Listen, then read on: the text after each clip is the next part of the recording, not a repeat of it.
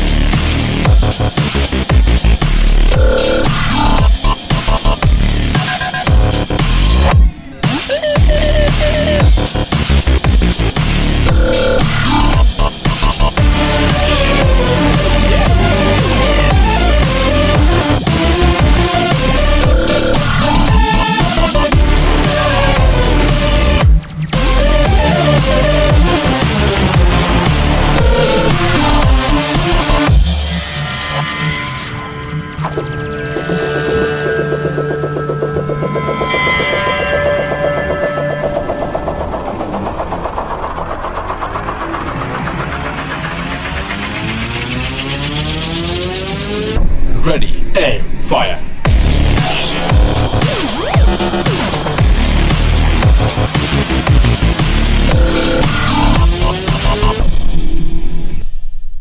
A little high. What's going on here? I didn't even check this camera. I usually check the cameras before I go on. Have I got my coffee? I had it, but I didn't buy it. I only had I had to drink crappy coffee. Hey, what's up, everybody? Have I got an idea for you guys? Let's see. What do we got here? Let's go to the gaming mode. Let me try this. Oh, there we go. So, check this out. I only had this on. What you call it? Switch.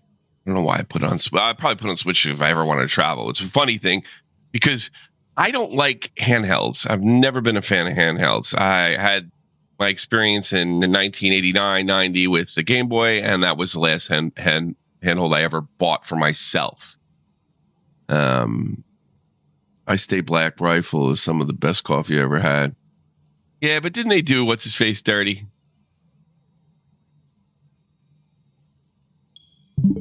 I'm not really.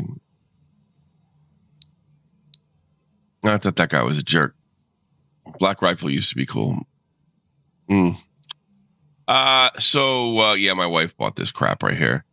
The thing about this that's really cool is you can go through it. And actually, yeah, I could do that too. I could switch here. You can go through this and actually watch the videos of the whole beginning of Atari.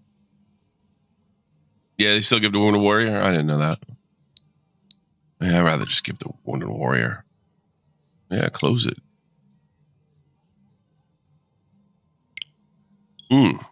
And I think we're going to start at the beginning. And there's videos, there's games to play, there's videos to watch. I've been waiting to do this for a very long time. It's because you got Steam Deck. You know what I want to do with the Steam Deck? I want to make a Steam Deck and put it in one of my arcades where I can kind of just switch. You know, that's kind of always wanted, where you almost use it like a Switch. What's up, Chanel? Chow Sonnen. That guy's a fighter, right? Yeah. Good gamer, goal. So what we're gonna do is, I'm gonna go through this in the beginning. Birth of the console. Yeah, we're gonna go through all this, and there's a lot of videos and stuff to go through. I only explored 30%, so here we go.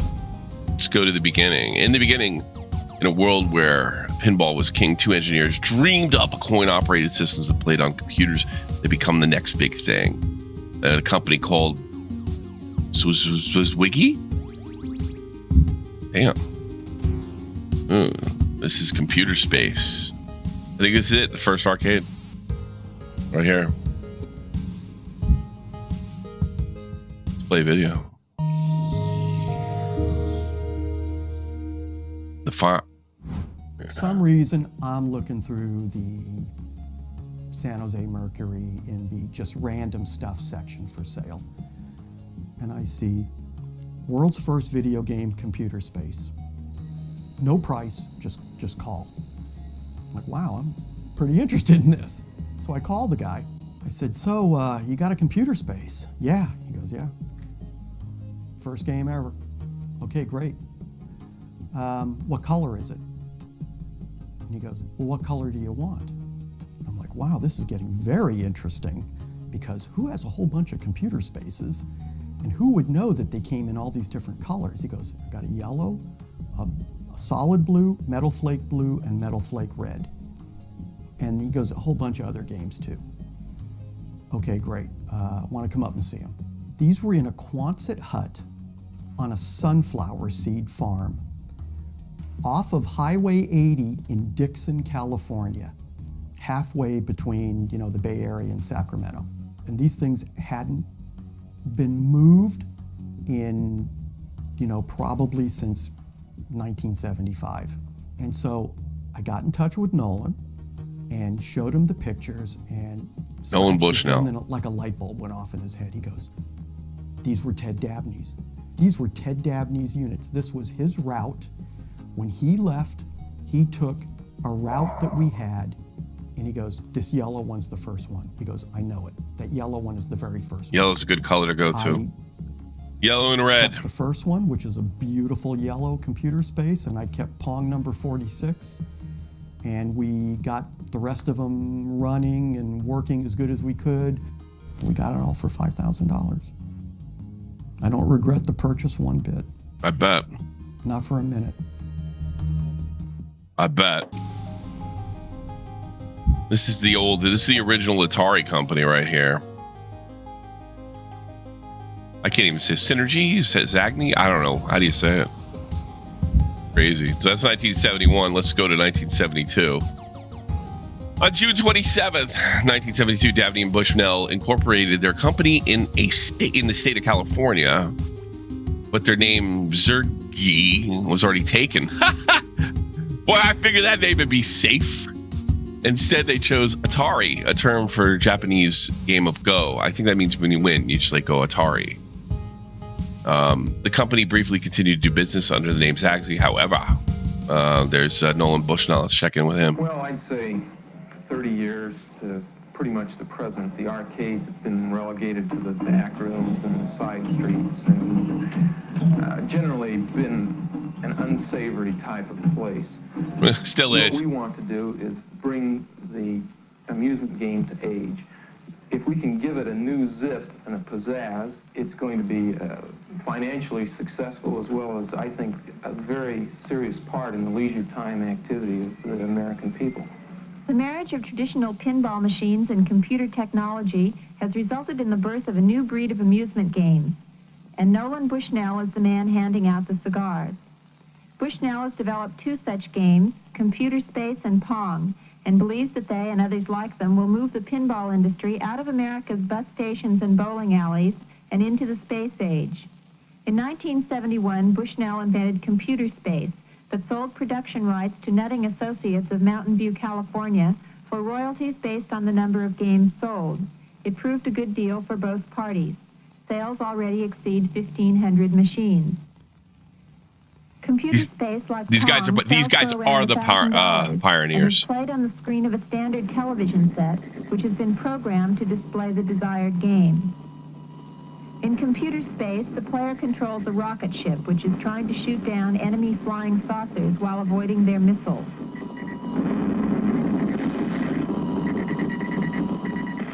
If the player scores more hits than the enemy saucers, he gets one free play. So that game had AI. Pong didn't have any AI.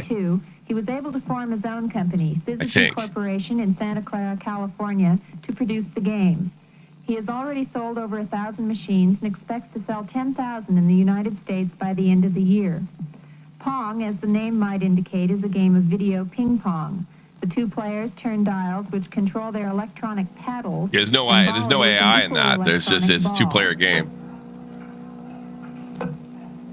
Game is hard as hell. The original. Player to score 15 points wins. While Bushnell did design and program both his games, the technology he uses dates back to the late 1950s. Thanks to research by the Defense Department in the wake of Sputnik, Bushnell is now able to act out his dream of a nation inhabited by thousands of Pong and Computer Space games. The government spent millions of dollars to... How old is he there? He looks like he's early 30s. Now it's cheap enough that we can put it into a game and sell it. Nowadays, he looks like he's in his 40s. A few minutes. And men looked more grizzled back then. It's something that the research and development really was done many years ago, and now it's cheap enough that I don't even look that grizzled. PC I'm almost boards, 50. integrated circuits, we can use that technology to our advantage. The basic electronic unit of Bushnell's games is the integrated circuit. Each of these small chips is capable of storing large amounts of information. The program for a game is determined by specific combinations of these units to form a PC, or printed circuit board. The printed circuit board then tells the TV screen what to do. A single printed circuit board is all that is required to operate Pong, whereas 15 years ago it would have taken enough tubes and wiring to fill an average house. Bushnell first saw the commercial potential of video games in a game called Space War, which has been played at computer centers around the country for several years. Which is kind of the first video game, kind of. We used to play Space War a lot at the AI project at Stanford, which is a big computer complex. And one day it just hit, this is a lot of fun. I'd be able to package it and sell it for a price. I think he was working in a pinball joint, and like his part-time and going to school, he's like, wait a minute, I put one of these machines in here, I'll make a mad money. So there you go. Yeah, I think he did. Like, I think that was his like job while he was going to school. So he learned the basically the coin op business. And when I say coin op, I talk about pinball and all the other little things they used to put in there. The genius of Atari is to create a fully formed commercial game that was designed to the masses and accessible to the masses. Eugene Jarvis, director of Defender. Well, that's a hard game. Somebody said before that these guys, they're pioneers. No, they were the pioneers. It's that simple. I think there's this idea that the Japanese kind of created video games. No, it was right in California, man. It's all American made. But notable and quotable, more than any game company, the kickstarted Silicon Valley. A lot of what we think Sunnyvale is a result of Atari. I think the ethos of creativity and openness that was common back in the 70s and 80s, and yet Atari pioneered that. Wayne Rosen, current CEO of Atari. I think what they're talking about is like, there was a very loose vibe in the Atari Corporation. You could do kind of crazy things. You could wear, like back then, you wore a suit and tie to work. These guys kind of broke that, being kind of from that hippie and influenced by that hippie generation. So that you could dress different and you could work different. And that all started within video games, Casual Friday, stuff like that. That had a big influence on Apple, as you will probably see very shortly. In 1972, Pong was not the first arcade game, but it was the first successful one, selling thousands of units, more than Computer Space, and bringing many more quarters. So it's no exaggeration that this simple tennis game launched an entire industry. I think there was a story that I heard that they tested in some bowling alley or bar, and the guy called the next day, it's broken. They're like, oh no. So they go over to service the damn thing, and it wasn't broken. It was just that the coin catcher, it was completely filled up. It couldn't take any more coins. I mean, people were just that into it. And it was smart to like space war would probably be, you have to look at somebody who grown up in the 70s. We're only, 20 years out from World War II at that point. Look at it, space war might be intimidating. I can't do that. That looks like some NASA stuff, but Pong is tennis. Pong is more inviting. You understand the concepts behind Pong.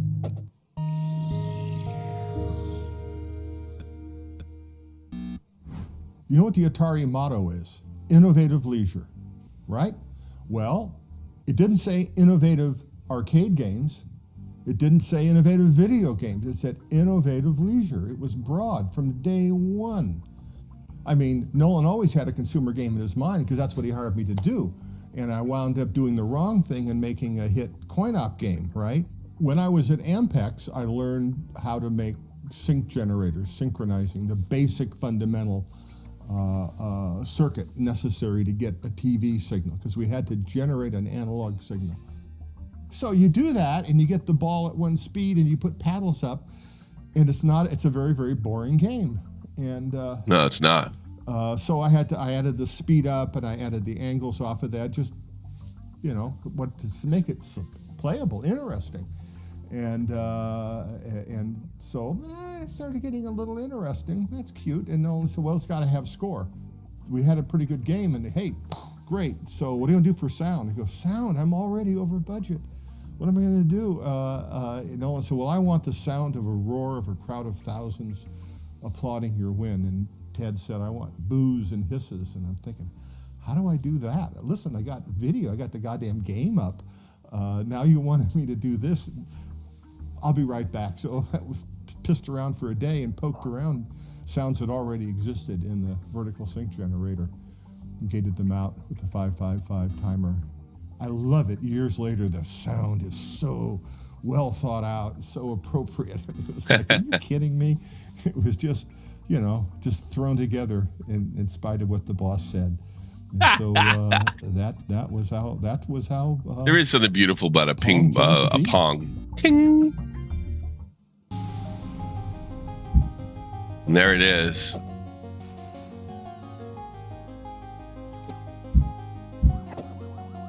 Let's see. Oh, okay. Striking a track mode. A track mode. Pong had a track mode? Track mode is what they leave you, like my arcades in the background. They're all in a track mode right now. They're trying to attract people to put a quarter in them. With other companies quickly looking to capitalize on Pong's success with the clone machines, Atari looked to improve on the experience. Pong doubles left for players to get in on the fun. In a promotional photo are John Keenan, third to the left, Nolan Bushnell, and Al Alcorn. All right. Who cares? Happy faces in the waiting room. Since most contemporary games are installed in bars, thus inaccessible to children, Atari developed a Puppy Pong, a device meant to be installed in waiting rooms and psychiatric offices. Or pediatric, excuse me. No, psychiatric. The idea is not to catch on, and the Puppy Pong had a small production run. Oh, okay. So, yeah, you know, like pool halls, bowling alleys back then, they weren't family places like they are now. They're kind of places where, you know, gambled and, I don't know, owed a gangster or some shit. Here we go.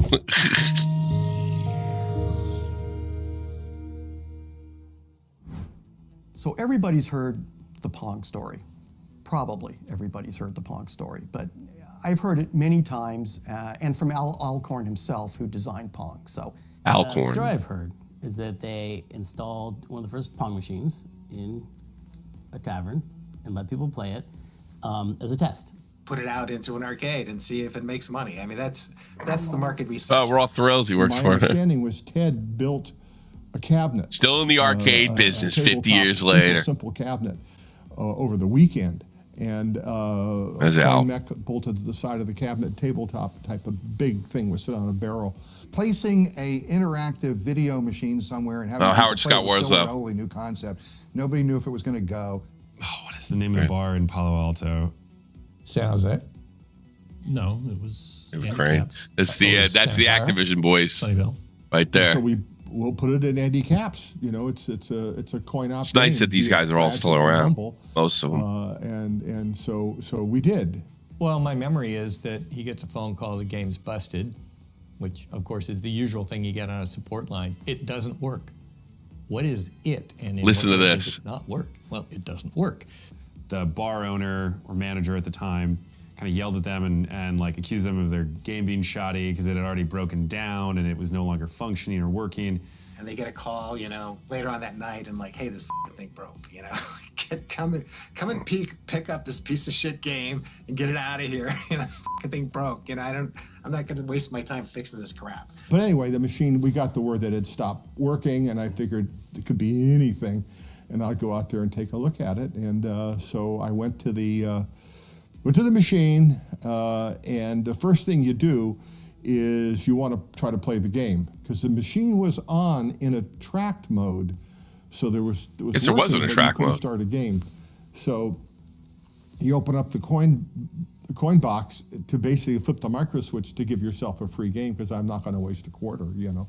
And so they went down to see what's wrong with the machine to fix it, and what they found out was that it wasn't broken. It was just that so many people had played it, they'd filled the coin box with quarters, and it was jammed, and it couldn't take any more.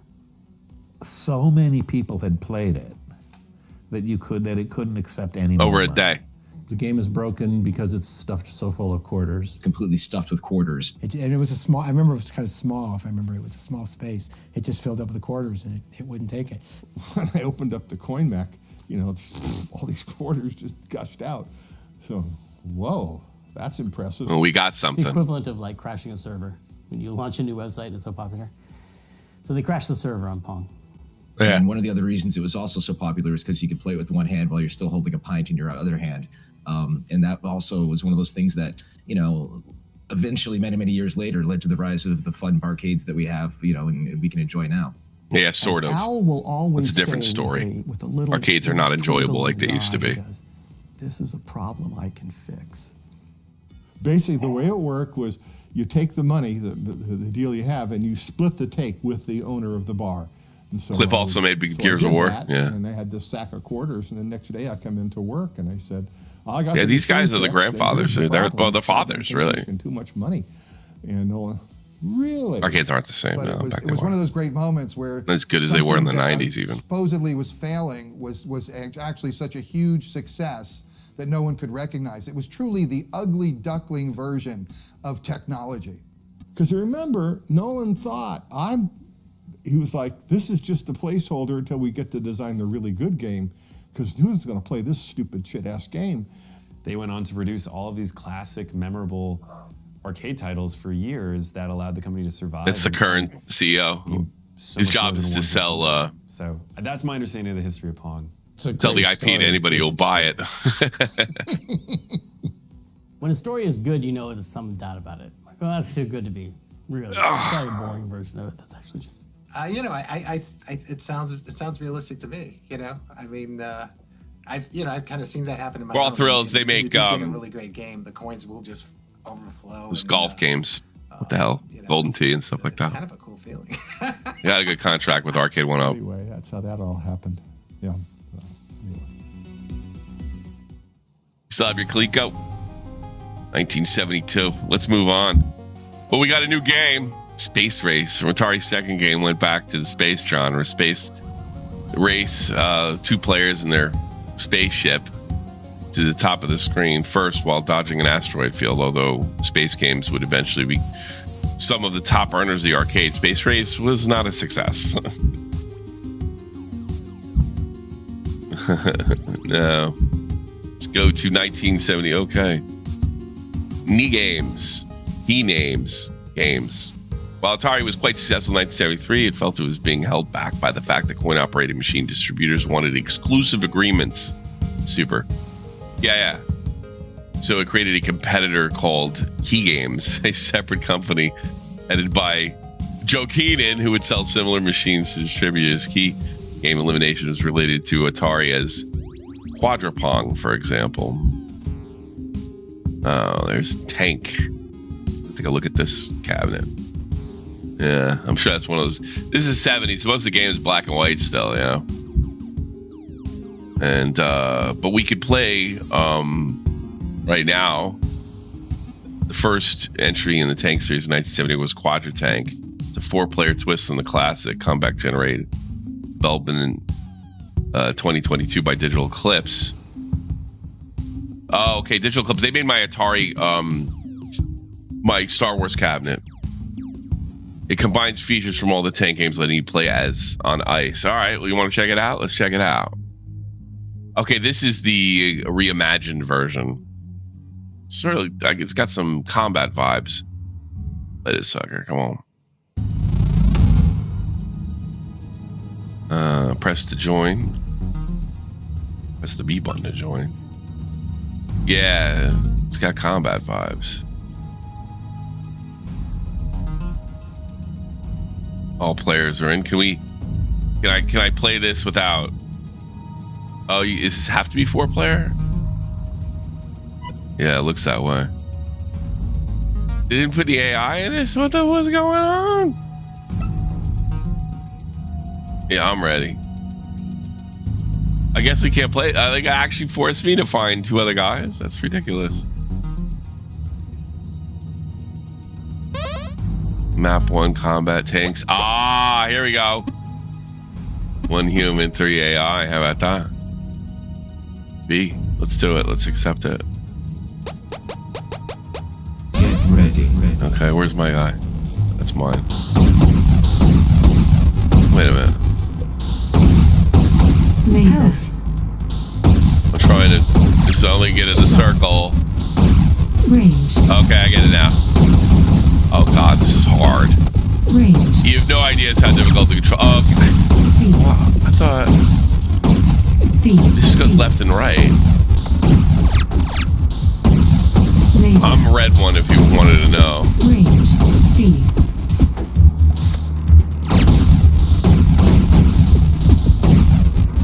The controls are like impossible. I have no idea. Health.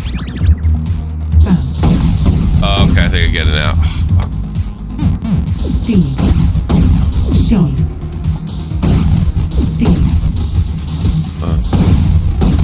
You have no idea how hard to control. Yeah, it simulates the 2 sticks. Bounce. Speed. Speed.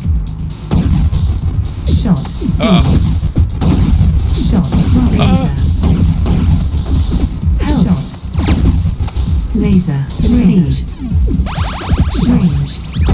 Speed. Range. Oh, nice.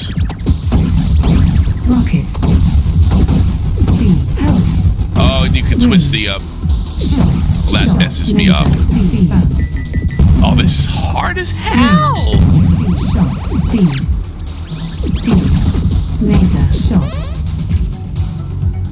That game is ridiculously difficult. Oh, wow. I don't want to be back. Let's go back. No, that's not what I want to do. All right, let's go. 5 points. Let's get out of here. Quick game. All right. The controls are harder than the AI, yeah. Let's move on. Yeah, controls are ridiculously difficult. I mean, I'm assuming this is the left and the right of the... Left went right and right went left. It was really irritating. Looked kind of fun, though. I think it was more simplified. I probably would have enjoyed it. Let's go. Quadra Tank. 1974. 1975, a year before yours truly was born. From transistors to CPUs, early arcade games like Tank and Pong were not software programs. Instead, they were built purely out of custom computer hardware mounted on massive motherboards. The 1975 release of the incredible affordable MOS 6502 processor meant Atari and others could now program games in software. So the actual arcade, it's just the whole box is totally on hardware. I guess that makes it dedicated. I guess it's on a separate computer. It's like wow, that's crazy. Here we go, first console. Well, kind of first Atari console. Although Magnavox obviously developed by Ralph Baer, they had to put his name in there. Ralph Baer. He was a German American that put out the first console, and he was kind of ahead of Nolan Bushnell on a lot of things. Ralph Baer, and he, because Bushnell gets this sort of credit for being kind of the father of video games, as it turned out, and he denied it for years. Ralph Baer was at some kind of computer conference or something like that. Now, keep in mind, he literally is about 90, but he's like World War II gen, and he saw what Ralph was doing, which would eventually become the Magnavox Odyssey, which it barely resembled a console. It's a whole nother story. And, I guess more than likely, Mr. Nolan Bushnell saw it. But Bushnell had connections to like the coin-op groups. I don't think Ralph knew how to market it. But Ralph Baer, a German American, I think he was born over here in Hessen, and then lived in the New York area. I want to say New York area. He's really the father of this and had the first console out. But the Telstar Games is the first Atari. I actually like the Odyssey 2. I'm actually a big fan of that system. Atari, one of my favorite games of all time, which will go in my top 10, was Pickaxe Pete. Magnavox Odyssey came with cell phone plastic overlays you could stuck on the TV to simulate graphics. Yes, they had overlays and stuff like that. They had a really cool gun and stuff like that. Atari Pinball, well, of course. Atari launched Pinball Division in 1975 with the aim of innovating a still popular game. Pinball's still awesome. Kind of getting a rebirth recently. Not just with, you're probably thinking because I'm in the commentary community, it's because of Nick. It's not just Nick. There's a rebirth going on all around. And I think where it really came from what I could see, was the Arcade 1-Up YouTubers, the guys who are like my age that did Arcade 1-Up mods and Arcade this, they kind of flipped to pinball. And there's a lot of pinball stuff. Of course, the companies like Arcade 1-Up put out pinball machines or digital pinball machines, and so did their competitor At Games. So here we go. What's the pinball problem?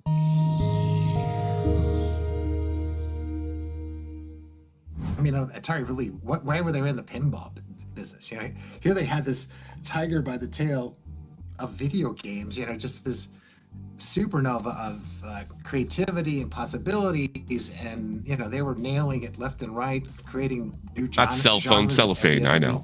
Why would you mess around with pinball? You could tell our games were just not working, and due to reliability, poor engineering, thermal issues, issues of the games just falling apart, poor hardware design. I could see the writing was on the wall that we were going to go down. I mean, the pinball division was just a massive disaster. I mean, You know, it's kind of the you know, kind of the hubris of you know, I guess Silicon Valley. Even in that era, you know, was like, oh, these morons in Chicago, they make these crappy old games, you know, like, you know, we're gonna Atari logo on there. Everything. We're gonna put well, that looks like a cool machine. At the bottom, we're gonna, you know, put the boards, you know, underneath the play field so all the crap falls in and shorts out the things. And I mean, it was really horrific design. And I didn't know what you're doing.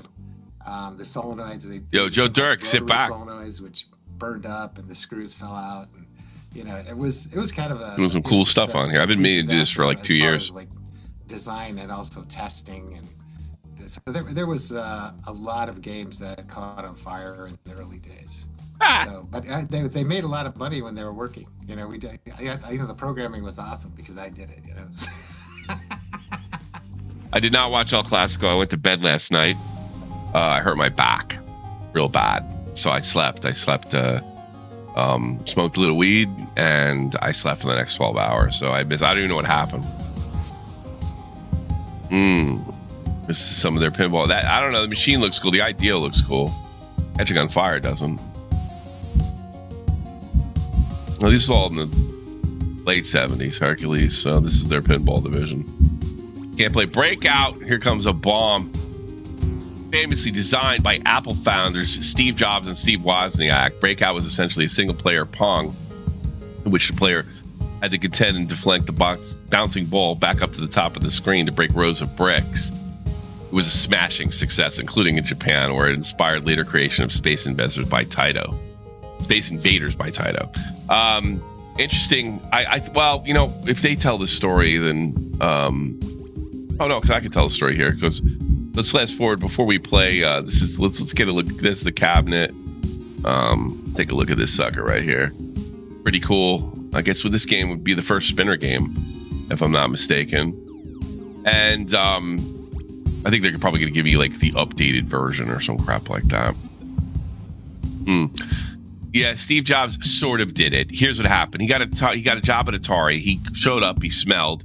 He made a bad impression about absolutely everybody. And then he had Wozniak come over and program the damn thing. He had no business in there programming this thing. This is a brilliant game. Hide captions, pay attention. Let's play it. This is from Atari Reimagined. I kind of want to play the original. Digital Eclipse always does this stuff. Let me see something, though. Oh, I don't want to capture. No, wrong one. Instruction manual, reset again, quick game. I'm surprised they can't show me. I guess with these old ones, they really can't give you the, because it's just, it's not like dumping a ROM or anything with these old things. So they just, I guess Digital Eclipse just made a bunch of like Neo, how to play Battleground. Oh, what are my options here? Yeah, it's reset game. Yeah, so I guess we gotta play it. New game, sure. Oh, okay, this kind of looks like the original. Okay. Of course, it would be played with a spinner, not like an analog stick or anything. Here we go. Oh, almost got it. You want to get him on there, have him all go crazy. Oh, maybe I get it now. Missed. No.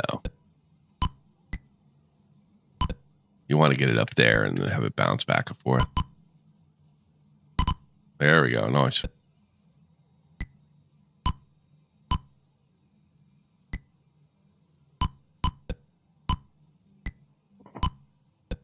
I played Breakout on Atari 2600. I had a really good version there.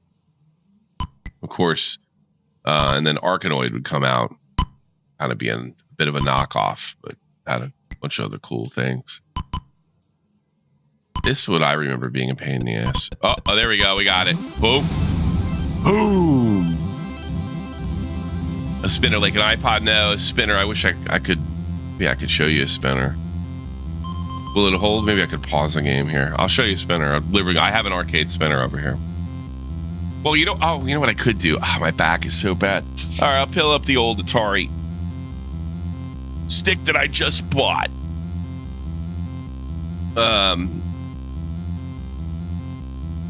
and I'll have you guys take a look at it. How about that? I think they're actually going to let me pause the game here. So let's take a look at this. I'll show you what a spinner is. Let's go. So if you can see this new beauty right here, of course you have your joystick, your volcano buttons. These are the start buttons. The typical sort of Street Fighter nowadays, 4 up, 4 down. I like 3 up, 3 down personally. This is your trackball, which would of course be Centipede. I'm sure we're going to be getting into that. And then the spinner, you go back and forth. So you just kind of go back and forth. Oh, I like to play is like that. I actually have another type of spinner on my Asteroids arcade. Yeah, like a dial. Exactly like a dial. That's probably what I should have said. Yeah, I've actually messed in this. I just got this a couple days ago. The wood grain's a nice touch. Well, wood grain is really a callback to Atari itself. So, you know, because the 2600 had the wood grain. I think a lot of people complained about the wood grain. If I remember when I was a kid, because it made it look kind of old, maybe sort of 50s or 60s like in the 80s. But now people want the wood grain. They're like, oh, they're bad about it. You know, that's what it's all about. Oh God, my back. Ugh. Back is in bad shape. You wish wood grain could come back? Well, Atari stuff has always been wood grain and everything now. There he goes. Okay, a little updated version here. Let's see. This reminds me of the Atari Breakout. I don't know if Jobs and Wozniak had anything to do with Atari Breakout. I think it was mostly arcade. Oh, here we go. There we go. Oh, fuck. Ah! Ultra fast paddle? Oh, okay. Yeah, let's kind of simulate the spinner thing. It's got a little delay on it.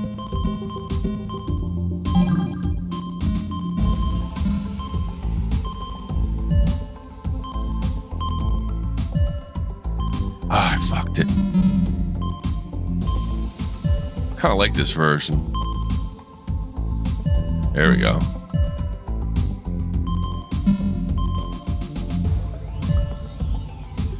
We had that worked that time for the SPAD. We had the Atari dials when we were a kid. I forget what they're called, the Pong tennis thing. So it was actually a peripheral you could get for the 2600. This is obviously Breakout reimagined.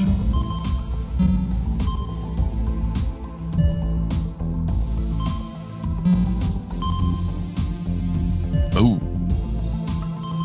See if I get those last two. Almost. This is the hard part. Got it. Boom. So the first one, they gave you kind of look what the arcade probably would have looked like.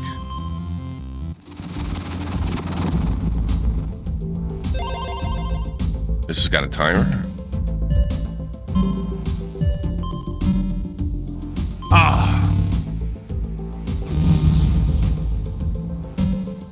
Hit the button. Speed button.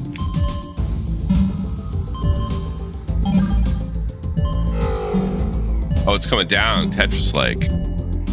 It's interesting. So we do have some time.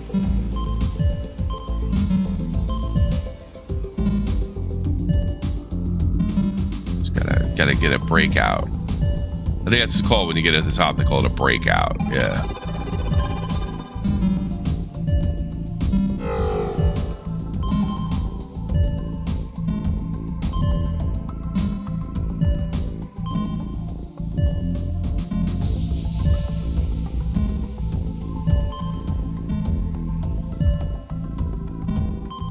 There we go. There's a breakout right there. Shot for the point, bitch. Nice. Thanks for the sub. Appreciate it. Hope you guys watch later. Got some pretty good material coming up. And a whole week of SFTP. And of course, my new series, my new surprise series.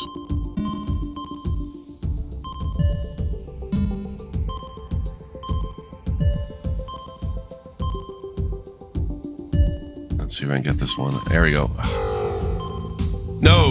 think that's it. I think we'll leave it there. Let's go on with the story.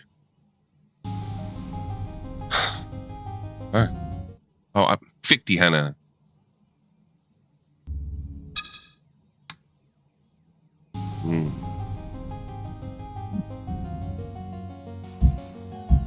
No, it was Breakout 1976. That's when I broke out. I was really born at a pretty good time. I guess being a teenager in the early 70s probably would have been then I would have got the total thing, but I got most of it. Born at a good time for it. In November 1976, I was 2 months old. Warner Communications acquired Atari for $26 million, about $130 million in 2022. Atari's main reason for seeking a buyer is that it needed funding to produce the game console with the interchangeable cartridge, the Atari VCS. This would change everything, of course. But the marriage between Atari's freewheeling spirit and Warner's corporate culture would prove to be an uneasy one. Absolutely. Why Warner wanted Atari? Warner Communications, for its parts, is eager to expand its entertainment holdings, seeing video games as an entertainment industry with growth and potential. After buying Atari, they quickly began investing more money in to grow the business. Ray Kazar, a Harvard Business School graduate. I think he was involved in the Cosmos as well.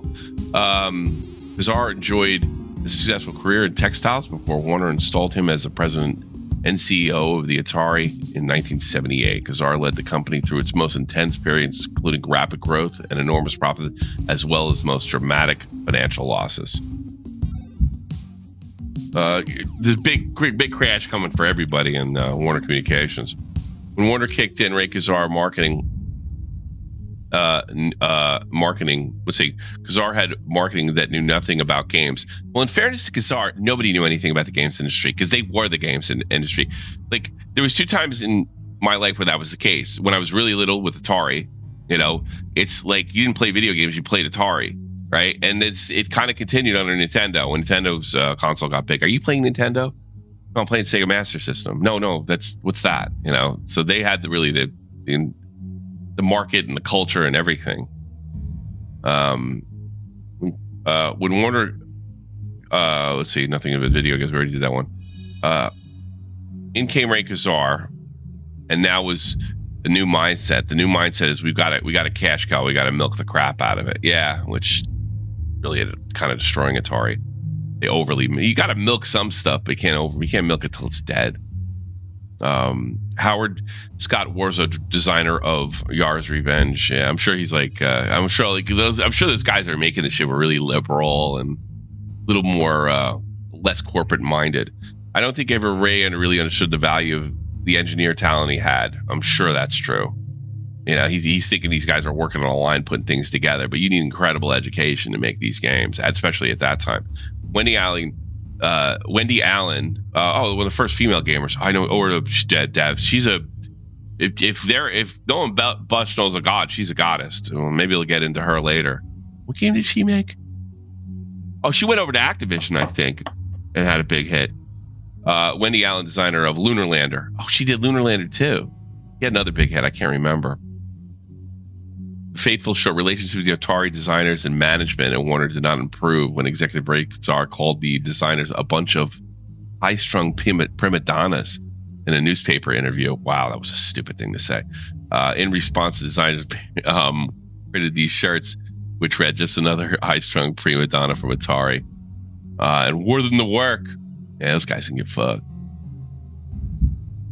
Notable in Quoto, there was a fair number of people that miffed at the high-strung prima donna thing. And Carolina, who was just one of the graphic artists in the publication groups, just thought a little and said, "That'd make a great T-shirt." Mike Albrough, former Atari programmer. So here we go. They do drugs at Atari. This is where it gets. I can't believe this is like a kid's game. I had to turn this off when my kid was around. One of the often heard stories about Atari game design is that drugs were often involved. I'm sure they were. 70s?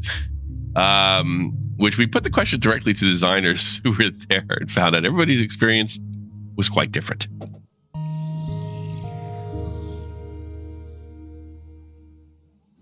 You will hear stories of hot tubs in the lobby and drug use in the office. And I'm here to tell you that none of that happened in my department. We started smoking pot right in our office. Rob and I were like the premier pot. Sorry, Rob. Oh, that's so funny. I and some other person who occasionally shared an office with me for 5 years at Atari, however that frickin' worked, we would just fire up right in the office. It's like, really? Why? It's like, this is like, it's illegal. It's like, it wasn't even a sense of privilege. It was just mindlessness. I worked in a satellite office. I started in 1977, which was still pretty early. It was only 18 months since the 2600 came out. But there was no hot tub. What if that guy's a billionaire? He sold Activision. Of the office that I went to. There was no drug use in Atari, though I don't doubt that it was over where Howard and Todd Fry were working.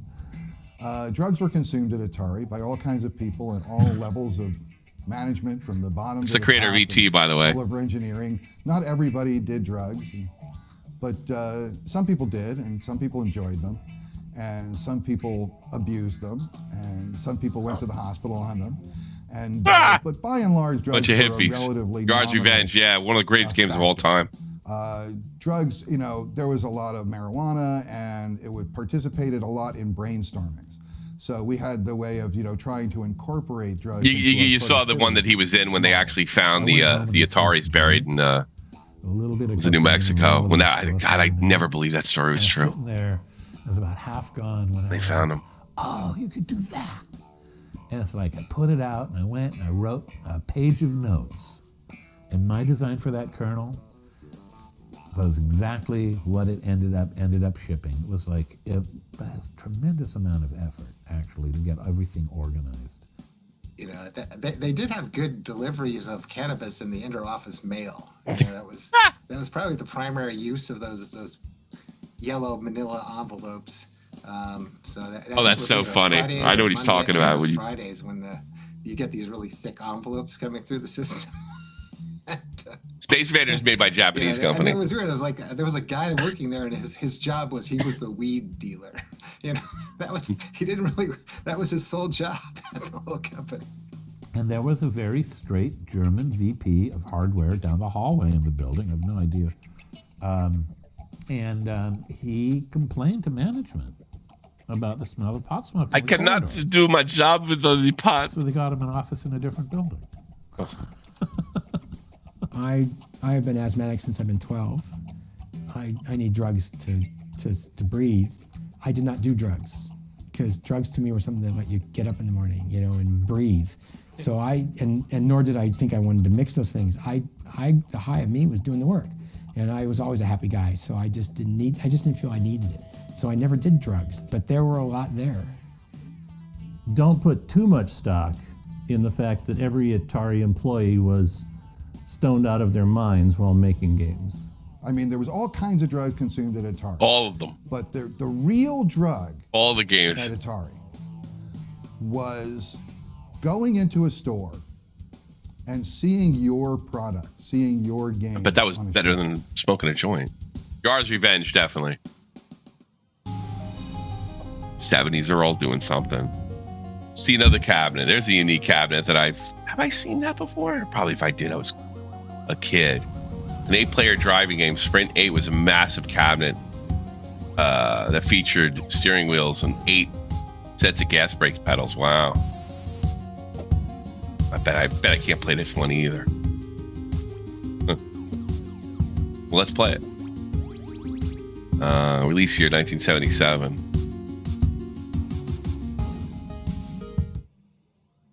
This is the original.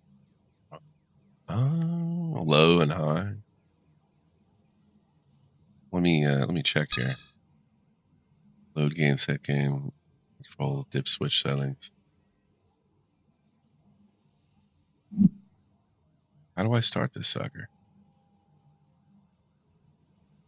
There's traffic all over the place. See that so you can see it. I won't play. Oh, how you play this thing? Let's play. Reset game, load game, resume. How about start it? Dip switches. That's cool. Water on. TV filler on. I'm pushing everything. Uh-oh. Hold on.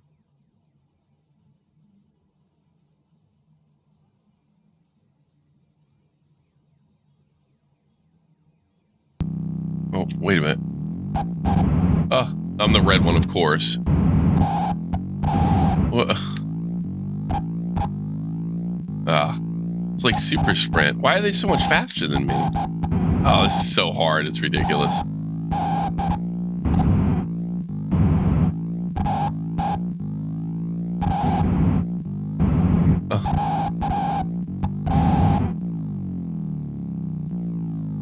I want to know why is this so much? I remember playing these fucking games. Controls, is it accurate? Accelerate, V. Oh fuck. Up, down, left, right.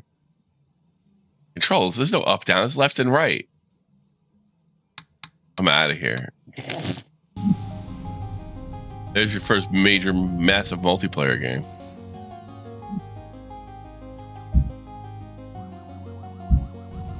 Let's see, the Atari Video Music. Wow, the first electronic music visualizer sold commercially. Atari Video Music could be hooked up to a user stereo system and television to set a display of psychedelic visuals. What?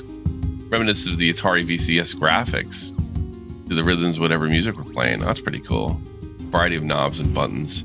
I think this is inspired by weed. How about that? I hope that's what they were doing, just weed. On the front device, it lets user adjust the images. Okay. Fire truck. Oh, these are the old 70s games. Based on design by Wending Allen's previous game, Super Bug. Fire truck is a unique two-player cooperative game, which one player is sitting in the cabinet and steers in front of the fire truck, with the other player standing behind the seated player swings to the rear half. That's interesting.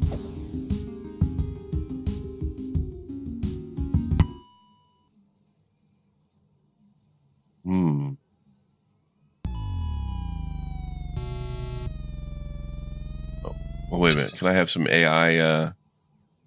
No, they're not going to give me any AI.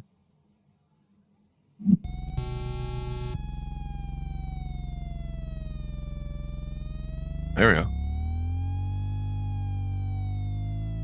That's interesting. Oh, and then his job would be to like put out all the fires and stuff. Need a second player. Crunch. And he's supposed to swing with me. And the controls are way easier on this thing. Oh, so he's got to swing it out. All right, see. Crazy. If switch settings. Yeah, oh, wait a minute. Cabinet type, 1 or 2 player game. Oh, can we switch that? Yeah, okay. Let's see. I kind of want to see that, yes. Reset it.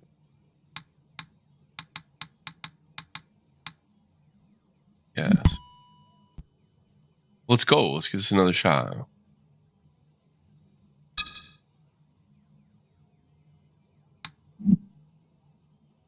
There we go.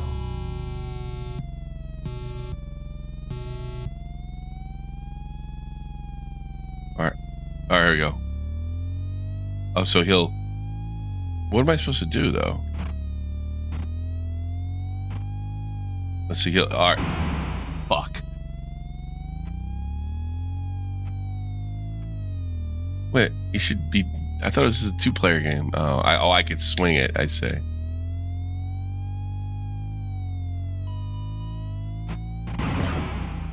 Enough's enough.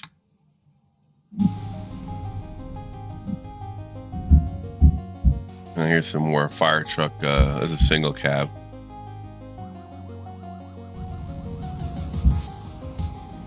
One guy in the back, one guy in the front. It's interesting. Very creative. Very creative. Black and white graphics. Super Breakout. Update to the original game designed by Ethan Rothberg. Super Breakout was built as 3 games in 1. A switch from the front a switch on the front unit let the player choose between 3 different game variations, and it still had a black and white display with color added via plastic overlays. Oh, that's so funny. Let's do it. Super Breakout.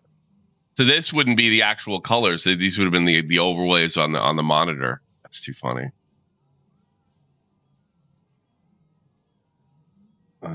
Select games. Put the coin in. Let's go.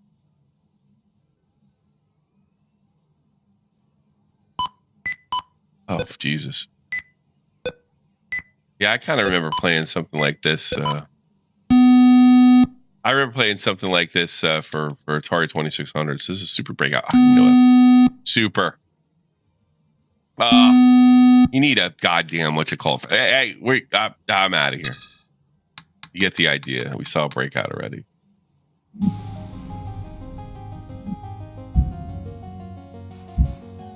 Harder Breakout. Lunar Lander. I actually got a copy of that over there. Vector displays. I love vector graphics because they're kind of like the original 3D graphics. Vector displays were a new technology that allowed games to draw crisp, clean, high-resolution lines. Lunar Lander was designed by Wendy Allen and Rich Moore, Atari's first vector game. A sharp contrast to another fast-paced arcade games. Lunar Lander was deliberate, methodical, and a game which a player had to be careful to land the capsule on the surface of the moon. Yeah, I actually have this on the other thing. I don't think anybody, like, it was kind of like, it doesn't really work without a Lunar Lander cabinet, but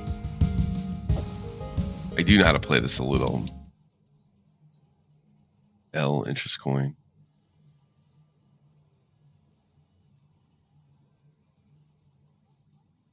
All right, press start. All right. Okay, there we go. So, that's going to be the hardest one to land on the 5.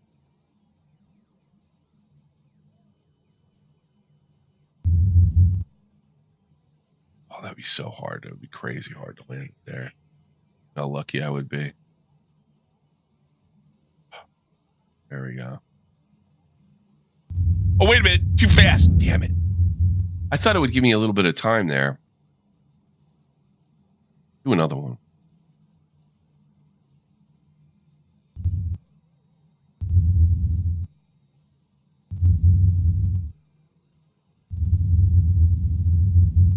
I think I can. Let's shoot lower.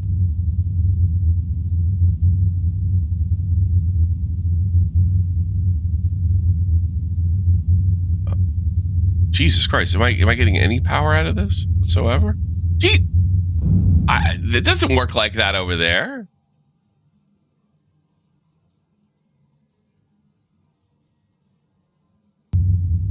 All right, that's a little different.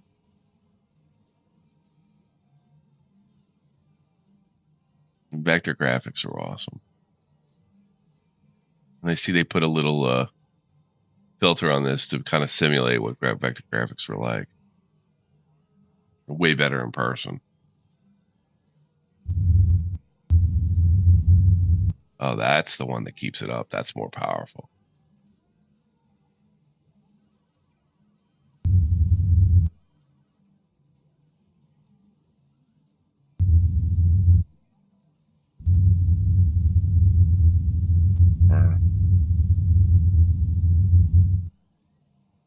That doesn't do anything. It's weird.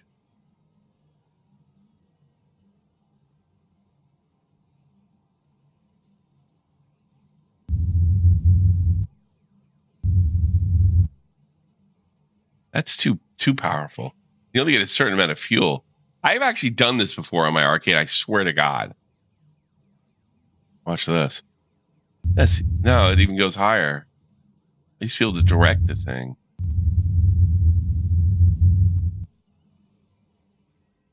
Yeah. That's interesting. It goes so high, you come back down.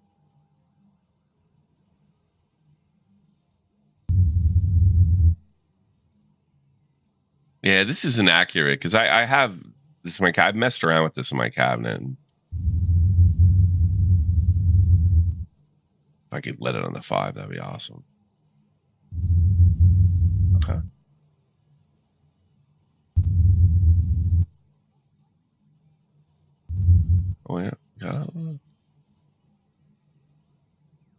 moved it slightly. I think I got this. I think I got this.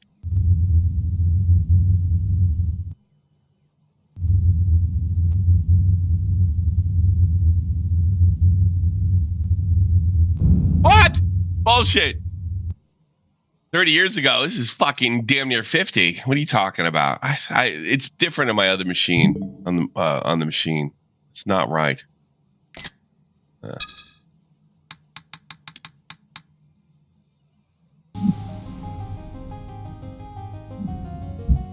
Yeah, let's take a look at these things. Oh, unquotable. Vector games look different than raster, and there is a mental shift in game design when working in vector graphics. Wendy Allen. What is this? A tribute to the classic vector games that Digital Eclipse presents VCTR and CTR, original game developed in 2022 that blends the best elements of Lunar Lander, Asteroids, and other vector-based arcade games. Let's see what this is about. Probably a lot easier. You can hold your hand. You can see already. You can hold your hand in those days with these games. There we go. That's kind of what vector graphics look like, but they're obviously just, they're not true vector. You need a oscilloscope. Player 1 select game. Wait, hold on. Wait a minute. That's shield. Oh, that's interesting. How to play? Okay. Get ready. Oh, I love it. Okay, I get it now. This is a totally different play scheme than I'm used to.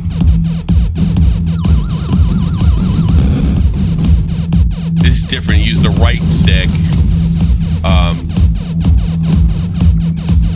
You use the right stick to shoot, and you move with the left. That's wave 1. Oh wow! Now it's Lunar Lander. This is awesome.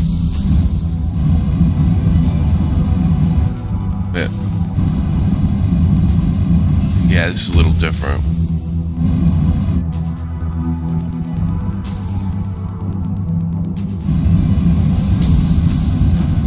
Yeah, this feels a little more like the natural one.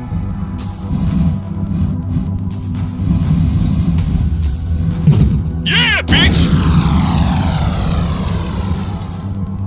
This is awesome. I love this game. What am I supposed to do here? Oh, nice. This is fucking cool. Oh, okay. They're not one shot. These guys aren't one shot monkeys. Power up.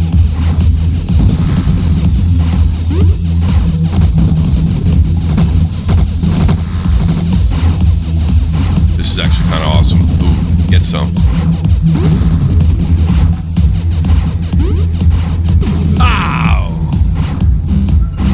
Yo, this is great. I think it's just made for this particular game. Hold on, let's go. What's this?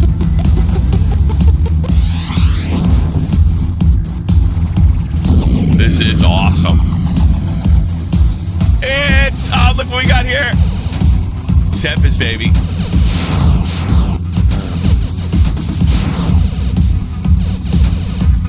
Do I have a... It's not, it doesn't work like Tempest, though.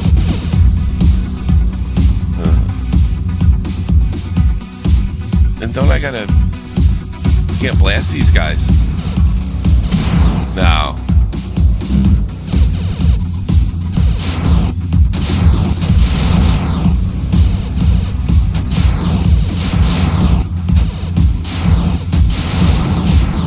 It's different. I'm kind of in spinner mindset because I actually play this game pretty regularly. It's one of my most used cabinets.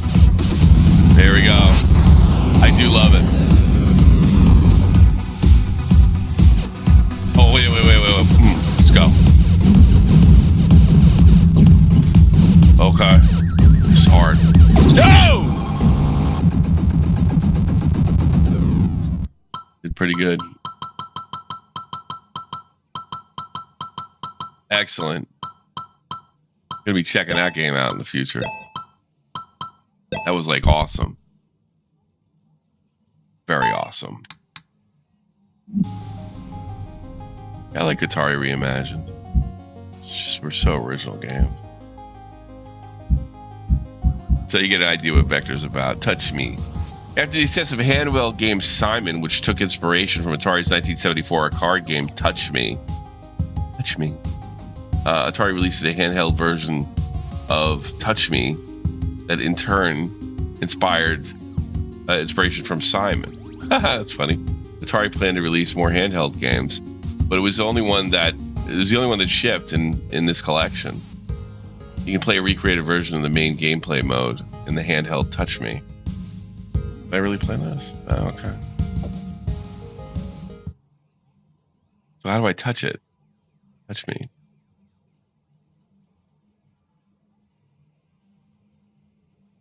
I don't understand the rules here. Okay. Okay.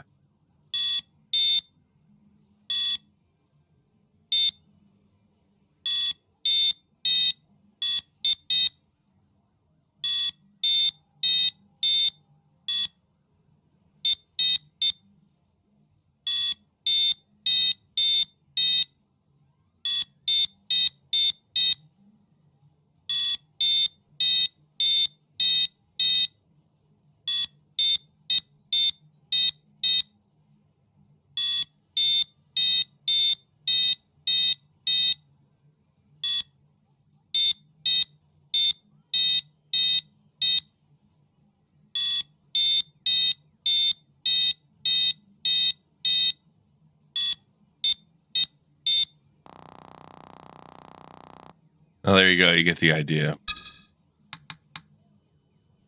I'm too stupid to play that game. I could never go too far with Simon. That hits too deep in my learning disability. This is Lexi. I don't have that kind of memory. Pretty cool though.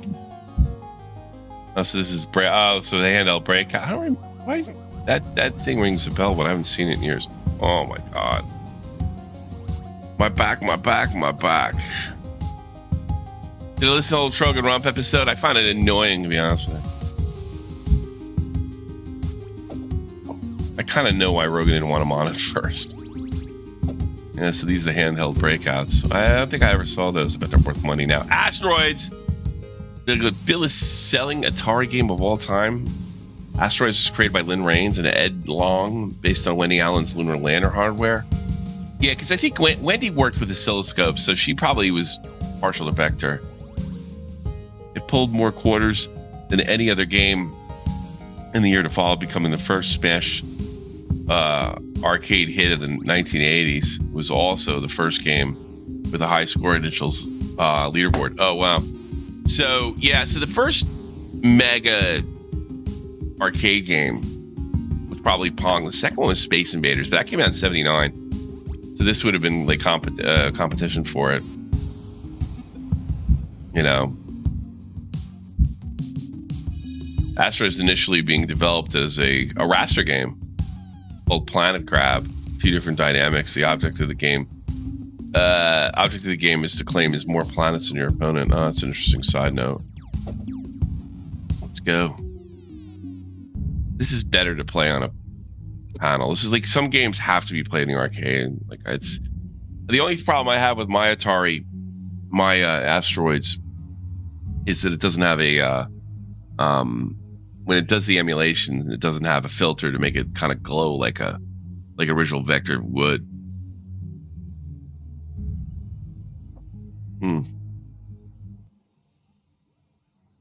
It's shaking a little. See, you don't have the You don't really have that here. Player 1 actually doesn't look very good. Yeah.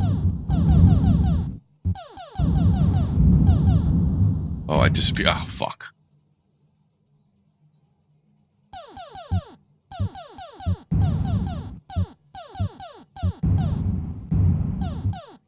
Oh, wait a minute. Oh, wait. How do you... That's what it is. That's how you have to move. Yeah, there we go. You want to move a little bit.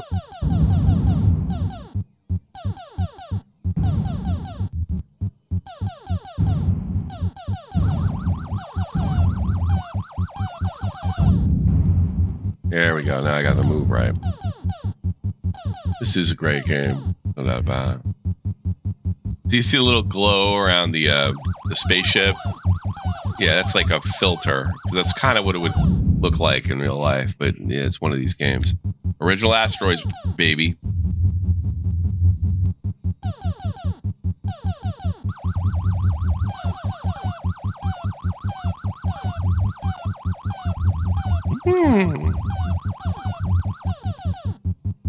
I remember the one for the I played the one for the 2600 a lot, which was pretty good as well.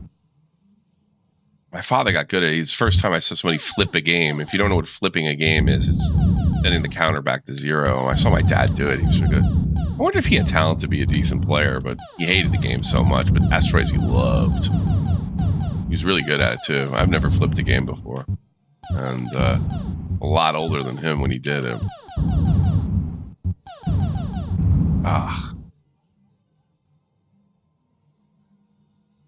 Yeah, I gave him a day off, Kite.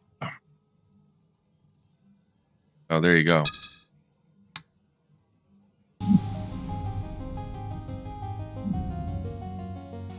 I'm getting on my nerves.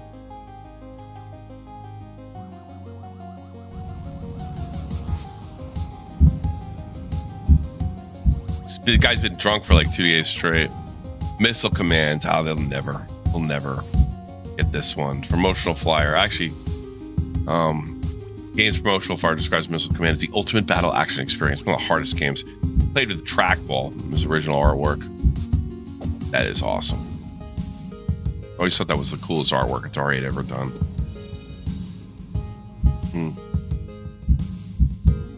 Yeah, it's probably one of the hardest games to play. Well, anybody can play this game, but it's just hard to play at a high level. Near impossible with a stick. Now we're getting closer to my generation. Missile command. Don't like that. It's stretched. Was this? Yeah. Missile command.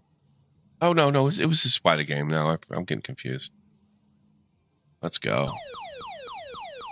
So, really, I don't think you'd have this have a certain amount of missiles and... Yeah, the ones on the side are... And then the center would be here. Nice. All three was... Gets ridiculous eventually. This is really to be played with trackball.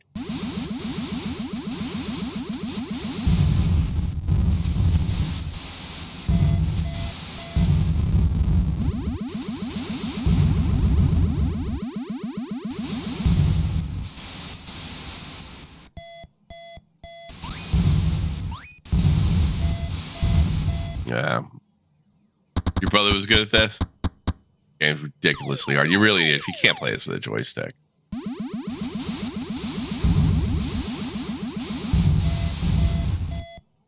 Oh shit. Standard ones go.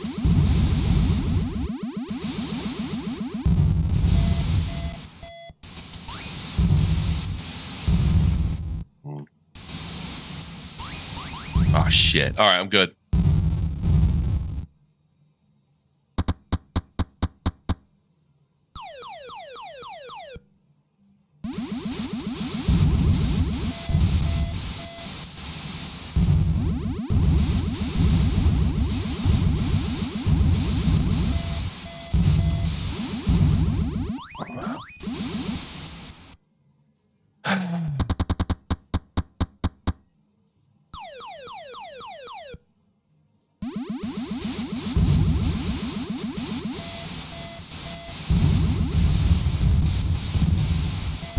Oh no, I lost my right ones. We got a problem now. That's it, that's all my missiles, and I got lucky. Do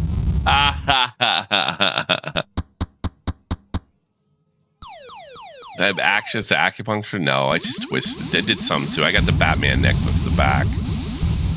And oh, these things are fucking impossible. I never understood how to beat them. Actually playing quite well, considering all things considered.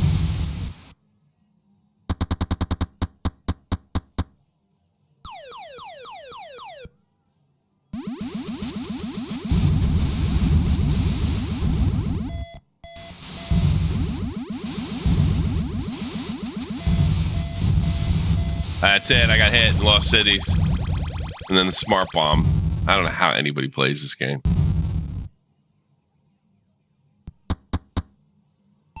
Bonus City. That's probably how.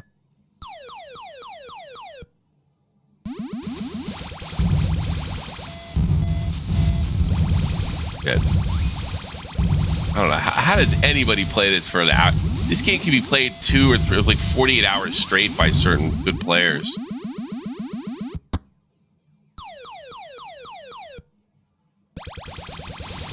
Boom. No. That's it. That's a Smart Bomb. There we go. Once I get a bonus, I'm done. Nope, that's it. That's so difficult. But I don't know how those guys do it. I think there's some tricks you gotta know. Or something. Great game, though. Probably one of the hardest games I've ever played. Cosmos, the holograph handheld. Let's see this.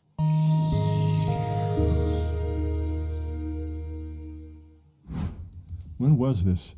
1980, 81, that time frame. Prior to Ray Kassar's emergence, I was part of the executive staff, you know, and Nolan, Joe, I, Steve Bristow, Gil, Dennis Groth, finance, you know, we were all friends and no politics and all that, and we all worked together and part of the team that set, it was great. Once Ray took over, nope, it was all a closed office, and he met with all his hires from Procter & Gamble, and so I realized, okay, I'm out of this. I'm either going to have to quit because Nolan had gone, Joe had gone, Lipkin, everybody had gone. I figured, well, I'll go back. This is my baby. I'm going to do it one more time. And we had used holography. We couldn't keep secrets at Atari. We were just no good at it. So we decided the best thing to do was put out disinformation. So one of the best ones was the next coin-op game is going to have holography in it. It was like, what the hell is that? I knew what it was, because having, you know, been to college and studied this physics and stuff. But that was just. But anyway, I decided, well, I'll do something. Let's do something in holography. Maybe there's something there. I'll take it. Sounds hard. Sounds interesting. I know a little bit about it. And we proceeded to explore holography and what could be done, and came up with. This is back in the day when nerds acted like human beings and they weren't autistic retards. Saying, how would you like? Because the cartridge video game business seemed to be very good. How would you like to have a system where the cartridge, it's a cartridge-based system, but the cartridges are half the cost of, everything is half the cost of the VCS. Hey, Miss Genie. Go ahead. Yeah. They were very simple. They were nothing more than an I've gotten LED. sick, so. You got sick? LED Lucky you. Game, handheld LED game in the days. Very lucky. The only difference was we had a hologram with 2 images on it. I knew there was something wrong. This box. And there were 2 lamps. I literally was like asleep crash yesterday. A spaceship, you'd see a hologram of a spaceship crashing, and but you could look through this half metallized mylar and play a Space Invader game or something like that. I was just using the stream to watch. We did all the work, put everything together. I think we can take care of that. Hang on. Package designed, and at the end, Ray wouldn't. We even took it to the toy fair. There we go. So kind. Consumer, and marketing wouldn't show it, wouldn't back it up, and we did it ourselves, engineering, and we think we sold 100,000 of them, but Ray would not release it, just wouldn't do it, and I realized that was it. They're not going to release that. I mean, this is now in a time when if it failed, you wouldn't even notice it. It wouldn't be a pimple on the balance sheet, but they were afraid to do it. Back when the whole company was, we're sure we'd do it. So that was the end of my career at Atari. So once the suits came to Atari, it started to suck. Makes sense. Talk a little bit. I want to make sure, because I want to see we had that volume issues last time.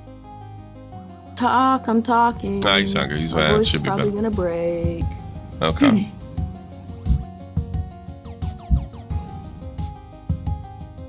The holograms. Hold on a second.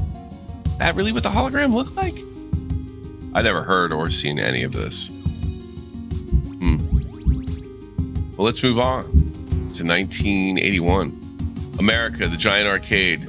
No longer novelties are relegated to the back of pinball parlors. Point-operated video games become ubiquitous. Ubiquitous? Yeah, there we go. In the early 1980s, games could be found not only in thousands of dedicated arcades, but also bowling alleys, restaurants, laundromats, supermarkets, practically everywhere people might be found. We had our grocery store, Kangaroo, we had Asteroids, we had Tempest. People might be finding quarters in their pocket and had a little time in their hands. Yeah, let's go try that machine out. Here's Asteroids Deluxe. Let's check it out.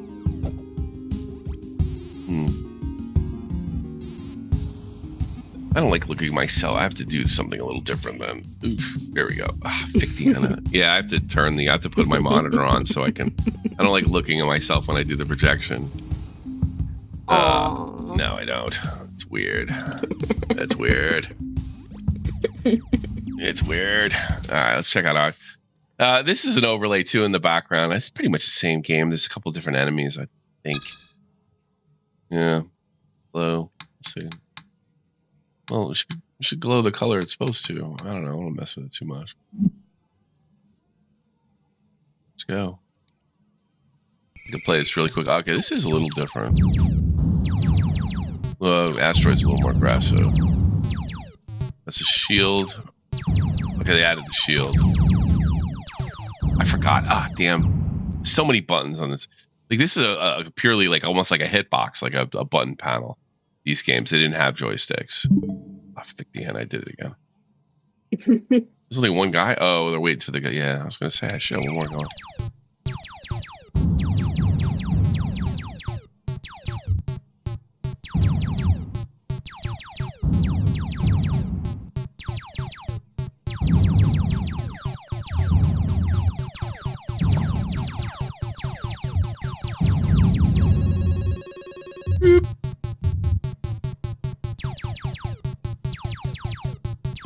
What is that? Hold on. Kind of. Oh, wait a minute. Well, those things come right at you. Nice. Level 2. Ah, got it. Last second. Ah, fuck. This is Atari 50. They came out with an arcade one-up cabinet for the Atari 50. This particular game with all this stuff in it, I guess. Plus like 2,600 games and stuff.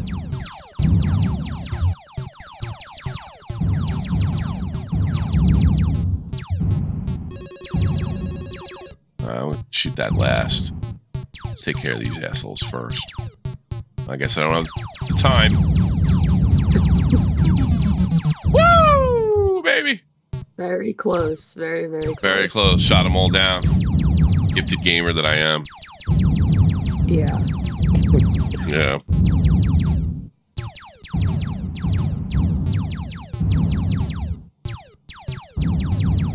Ah.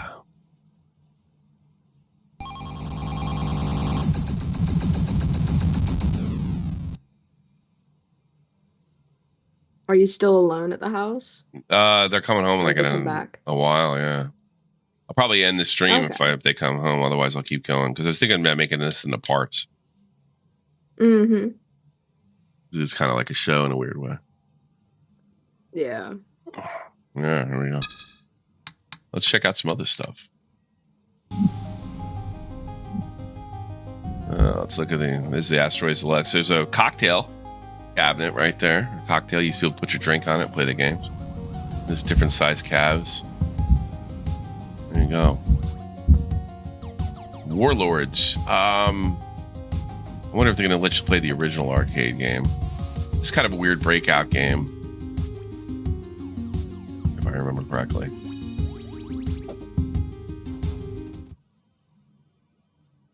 Yeah. You said to kind of guard your thing from the castle. That's a little easier. JFA wonders if there's any cat games for me or any Ricky Berwick games for Keaton. I don't think so. Oh, that guy. You know how hard this is? Holy shit. I played the one for 2600. Let's see who wins. Oh, that's...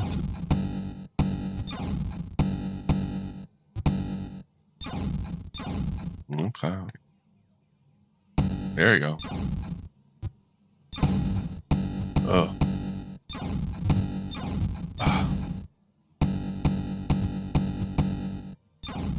This was a 4-player game. I don't think this had AI. Don't think it did. I could be wrong. It's a pretty good game if you could get all 4 players going. That's pretty awesome. Oh, what's this? Oh no! I blocked it anyway. Ah, damn it! Oh.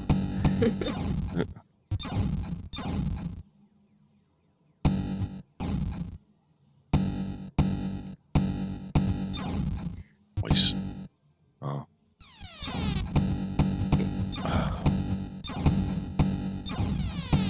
What is this? There's 2 of them now. Double trouble.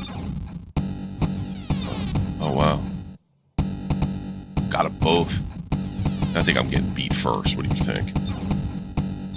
It looks like there's there's an opening. All they have to do is get in there. Yeah, now they have to get in there, yeah. Oh, yeah, you're fucked. I'm surprised it still haven't got you yet. I'm kind of getting used to it now. Oh. You are like... Oh, I literally got one guy. Ah! Start getting a hanger towards the end. Damn. Yeah, I don't think they had AI for this one either. I'm not sure. Maybe 2 of them. I don't know. There's a promotional flyer. Centipede! Atari's continuing Atari's run of hit arcade games. You know what the thing that gets me about a lot of these guys' games is like they still like it really wasn't. They had creative people working there. It wasn't just the technology. Because these games have stood this test this time. Thanks so much for the Marcher King. The dono. Yeah.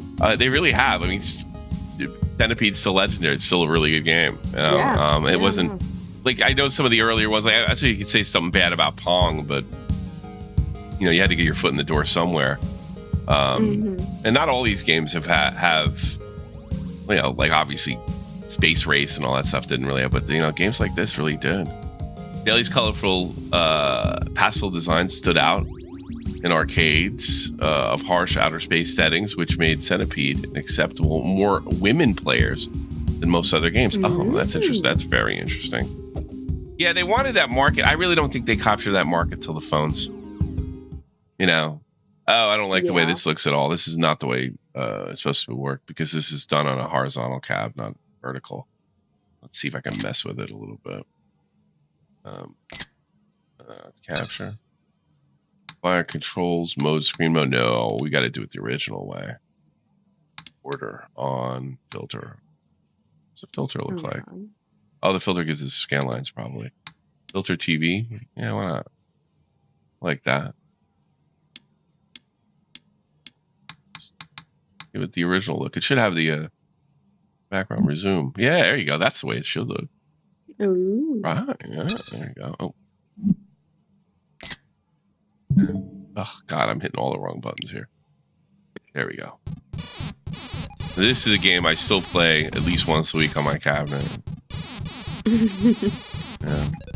But I think my new... It's different with a joystick, though. It's not the same. This is a trackball game.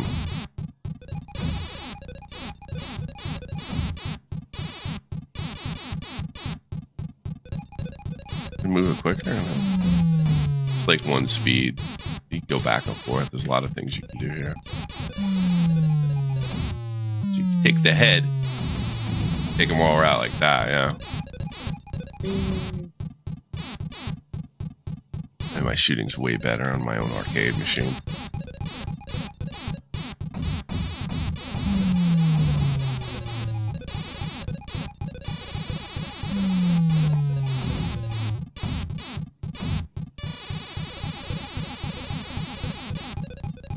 Oh no. Nice shot. Very nice. There you go. Nice.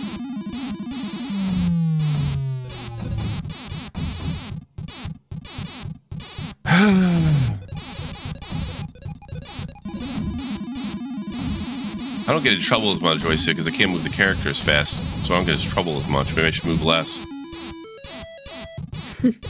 Oh shit. Oh no, I got him. Wow, you are. Yeah, it's staying steadier is a lot easier.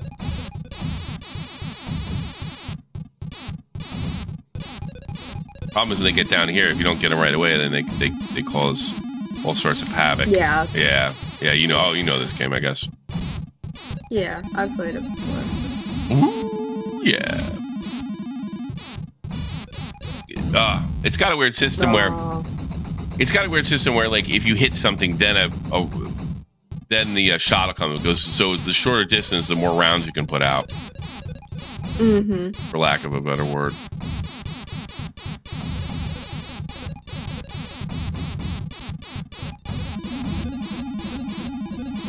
I missed. Some people like Millipede better. I don't know. He definitely has more stuff you can do, you know. I don't know, I always like the original better. Alright. As you can tell, I'm a little better at this. Yeah, compared to I actually play it pretty regularly.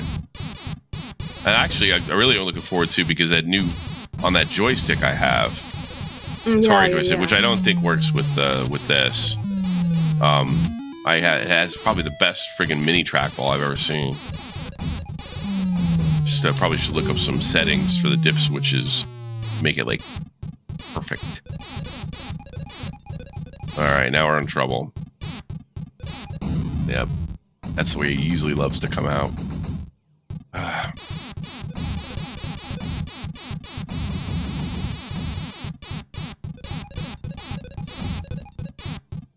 Alright, let's see if I can get them this way.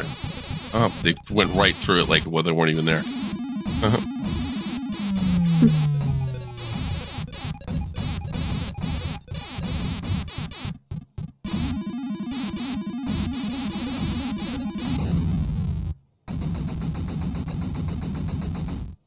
I think it's only 4,000. I wonder what my original high score is over there.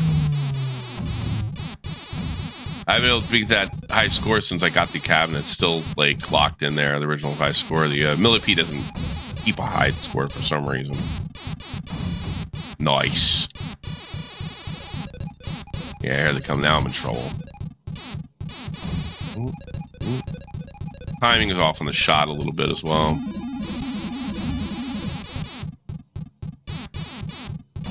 Ugh. Can't get rid of him. I got him. Oh, got right as the other one comes out. Got it. And we're flipped back to 0 here. A rush. Ooh. Still alive.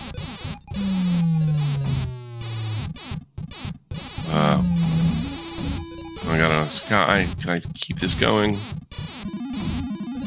I rarely get to the original board anymore. On my arcade, I'm actually playing better here. Scoring better. I don't know if I'm playing better. I'm definitely scoring more. Probably because the joystick is a little easier to aim. Mm-hmm. Yeah. I should have died there. I don't know what to do.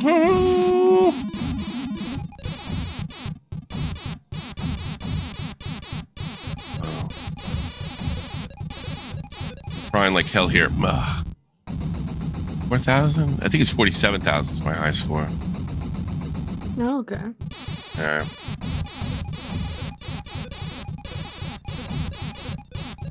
That's it.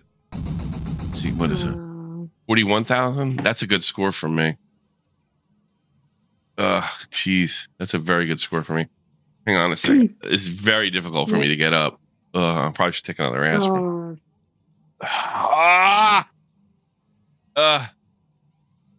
It's that bad. You did it, old man. Good job. It's that bad. Oh my God. I'm going to check the screen over here. Let's check Centipede. And what is my score? It only saves as one high score. I don't know why they didn't prioritize that when Arcade went up made these machines. 49,000. So I was little off. Oh, let's bring this thing over here. Yeah, I got I don't know if you know, I called it in the Army, we called it Batman neck. But I have Batman neck, but it happened in my lower left back. It was extremely difficult to get up. Now it's actually, I was bitching about the weed. It came in handy last night. I finally opened the second pouch. It's probably stale. Yeah. Yeah, but I mean, it's still locked up. It's got 2 layers of support. It's got 2 layers of support. It's got the bottle, and then it's a Ziploc. So I'll never buy that much weed again if I ever do. I think I'm done with it. Let's see. Let's take a look at this. So you got that up there, 41,000. And what was this over here? I'm trying to think. Let's go to the side cam here. Yeah. And, Also, geez, let's go up. What do you got? What do you got? Matcha King is wondering how long did it take you to get all the cabinets? 5. Well, last one I bought was 2 years ago. That's my cabinet right there, and as you can see, it's 49,000. I have not broken 50 on this. There you go. Maybe today's the day. How long? Just get them all in one day. You get these and a lot more if you have enough money. So there you go. And all that good shit. How come no more sound? What happened? Oh, that didn't do it. Oh, did we lose the sound? Huh. Yeah, I think we did. Let's see. I mean, I can hear you, so. No. No, for the game I was talking about. Oh, yeah. I guess so, yeah. Well, it's not playing, but it's this. No, I went back to it. Came right back. Okay. Yes. Could have been like you maybe accidentally tabbed out, because I know some games they. Yeah, it was a tab thing or something. You tab out. Yeah, but it's on the Switch. Ooh. Here's the actual designs. A page from the list of high-level concepts of Atari arcade games, probably dating back to the early 80s, and that includes Bug Shooter, aka Shoot the Centipede. Paragraph describes very basically the concept. Players shooting a centipede that breaks into multiple segments when it hits, but has not been fleshed out any further than that. So, this is the stuff. In a document dated July 17, 1987, Centipede's co-designer Ed Logg goes into more detail, noting that the obstacles could be placed to absorb the player's shot and redirect the centipede. And the players seeking the bugs could be added as additional enemies. That's really wild. Various design documents show early concepts for the Centipede game. The Centipede game board? The Centipede board and movement, the Centipede. In a memo, Atari Cornup executive producer Lyle Rain suggests Ed Long that the Centipede game could be reskinned with a Dragon Quest theme, with a player as a wizard or a knight defending a dragon, which I think they ended up doing with Millipede, if I'm not mistaken. Yeah. Well, it's true that I could never have made Centipede without their help. More experienced people at Atari. It's equally true that Atari never could have been made Centipede without me. Donna Bailey. Yeah, 2 prominent women in this games. She came up with the concept, I guess. And then they got the other guys in there. Then we had that woman, Miss Allen, whatever her name is. She's like a complete dev legend. Mm-hmm. Tempest. This is the first time I saw this, and I didn't see it again until I was like... Actually, until I got MAME running. Tempest. I actually have a nice little Tempest thing going on here.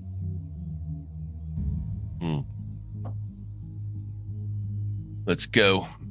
And I'll play some Tempest. I'm pretty good at this. I always think I could kind of mess with my spinner because I took Glenn Spinner, the YouTuber, and I did alter it a little bit, but I just don't want to open up the damn thing again. Oh, that's trippy. Yeah. So Ricky. Go right to expert. No, so I don't know how this is going to work here. Yeah, it's going to be different because I'm used to playing a sucker on a spinner, and I don't like the way it works. Yeah. And I'm already got killed. So it's good that you tried Novus stuff. That's the thing I don't like about my arcade. I kind of wish I had the Tempest one, which I understand breaks all the time, because it doesn't have any of these like sort of glowing filters that make the game look a little more like a vector game. I'll get that for you in a second, Wookie. I wonder if I put my I should have tested it earlier, but I wonder if I put my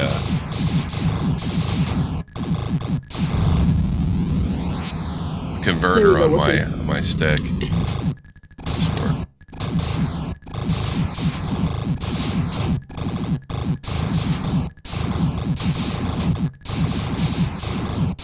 I'm playing alright now.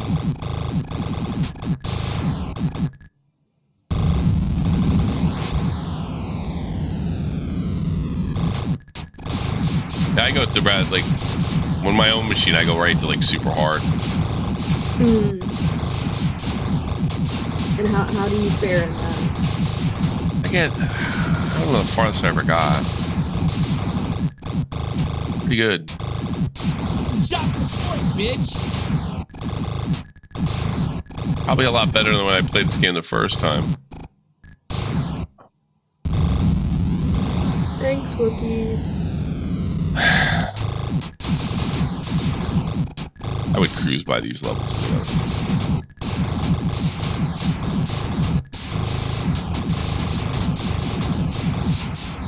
Well, where's the? I have electric sockers there. I shouldn't have lost that guy. There it is. Yeah. He could have used it earlier. That's it. There you go, Tempest, everybody. Okay, god damn it. Yeah.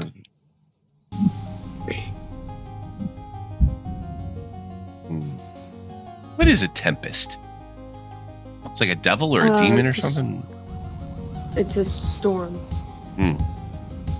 It's it's like a really violent storm. So the only reason I really know of that is from Shakespeare's The Tempest. With the visual style reminiscent of Pac-Man, which was very popular in arcades at the time, Ed Logg's game Maze Invaders combined the navigation of dynamic shifting maze and shooting action. After it performed poorly, focus test, however, Maze Invaders was canceled, although the prototype version has still been preserved and is playable. So this is a game that never came out. Oh, that's pretty cool. It's an example of Log's design sketches. Maze Invaders. Oh, what are they trying to say? We had Pac-Man before. Oh no, Pac-Man came out in 1980. So yeah, this is 81. Let's give it a shot. I have no idea. This is the first time I'm ever playing this.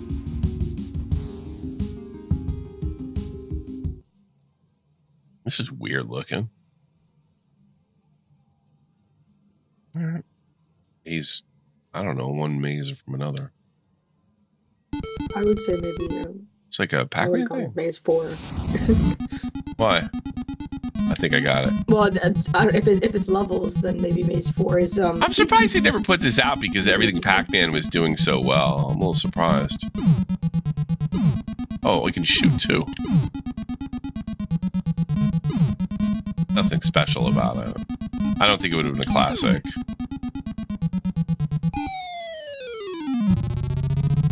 Pac-Man, Space Invaders, yeah, Maze Invaders. Oh, I see what you. Yeah, I just realized that. Yeah. This is interesting. Little addition.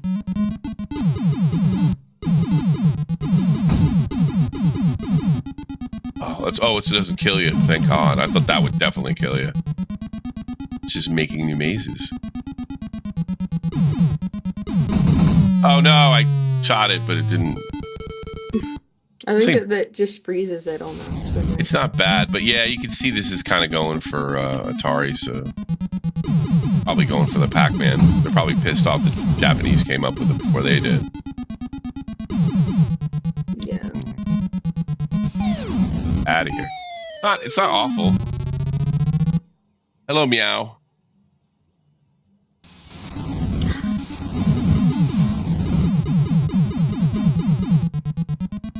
She's coming home today. Don't have to sleep with me anymore.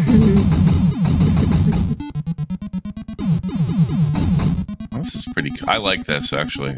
The more I play this, the more I think it's pretty good. I don't know if it would have been a classic though. It's a pretty damn good game though. It's different. I think it's. You know why? I bet they did play testing and they realized the players were staying along. Because look, I haven't got killed. I've only gotten killed once. And then they want to get you off and put another quarter in as soon as humanly. You know? Yeah, because there's that there's that fine line between making it challenging beatable, but also making money. Yeah. You know? And if it's you only want a percentage of players being able to be good at it. You know? Yeah, this game's probably too easy. Yeah.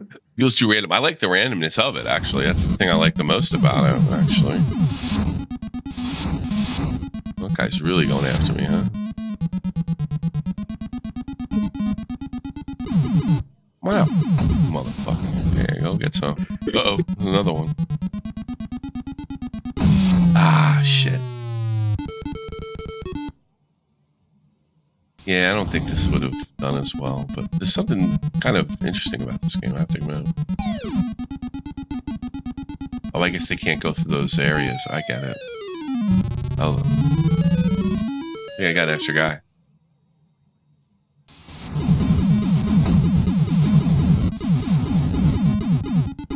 Ah! Here's my extra guy.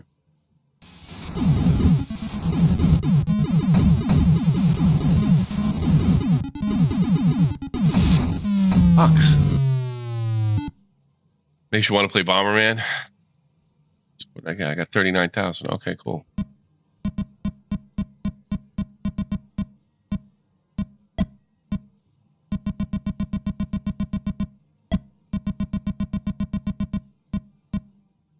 There you go.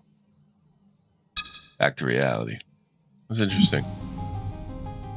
Interesting game, but if I had to guess, it was probably just two things. Space Duel.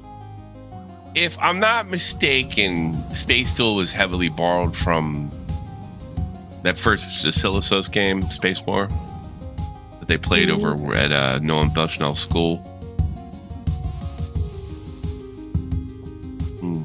I guess it's hard to tell if luck or skill at some points in making watching this hard. It's hard to tell if it's luck or skill at some points on making watching this hard to watch. I don't get it. Let's try it. Skill. These games are highly skilled. All of them. That particular game, though, is not that great. I don't know. Okay, another vector game. Space Duel. Colors. Interesting. 2 players. Player 1 select game. Okay, nah, we're good. Play again.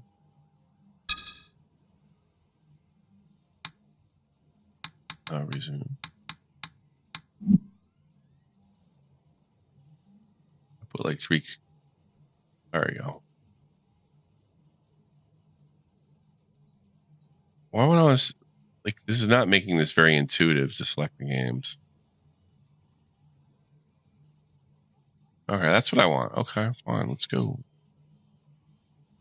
Press start. Okay, start. There we go. So what you call it, knockoff? Yeah, it's just an Asteroids knockoff.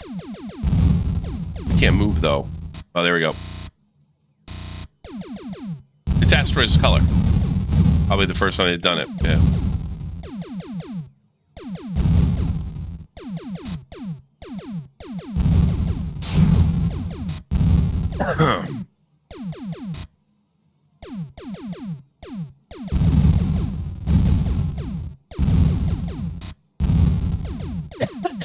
Oh, whoa. That's hard.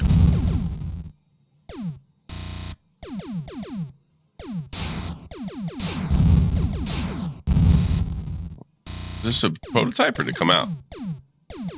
It's just Asteroids. Ah.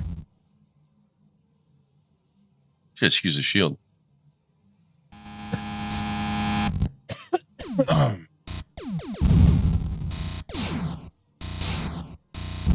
Ah.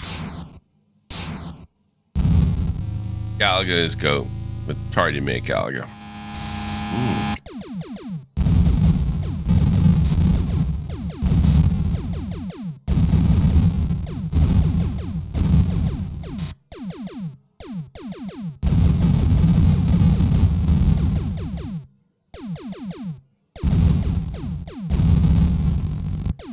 Ah.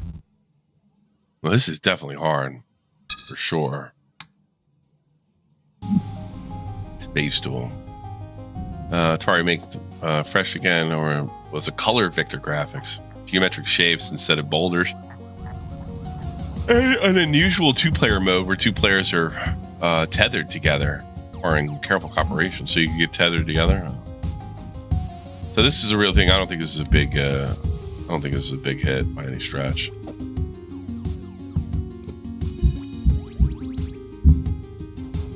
Gravatar. I've never played this, and I only heard about it like within the last couple of years. And I don't know why. And I guess, you know, I've noticed like just there's some cabinets I got to see in my area that other people didn't get to see. Other people like Gravatar. I saw that all over the place.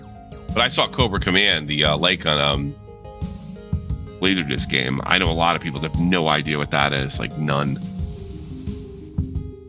Let's check out Gravatar. I have no idea how to play this, by the way. Just let you know.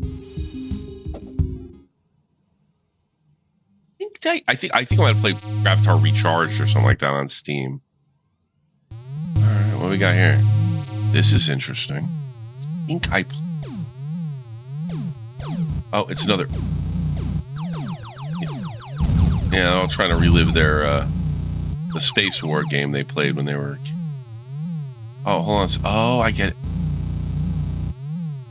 You have to go into. I'll go on the hard one. Fuck it. Uh-oh. Doesn't go as far.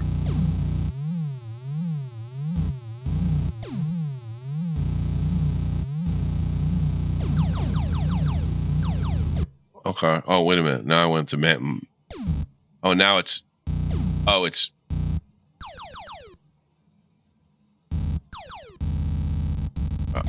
Boom. Yeah. This game's wicked hard. Yeah, but I never played this one for sure. Yeah, it's kind of like a.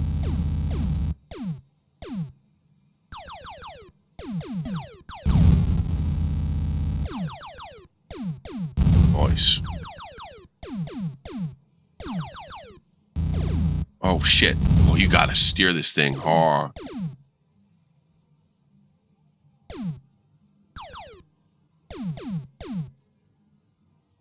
Oh shit.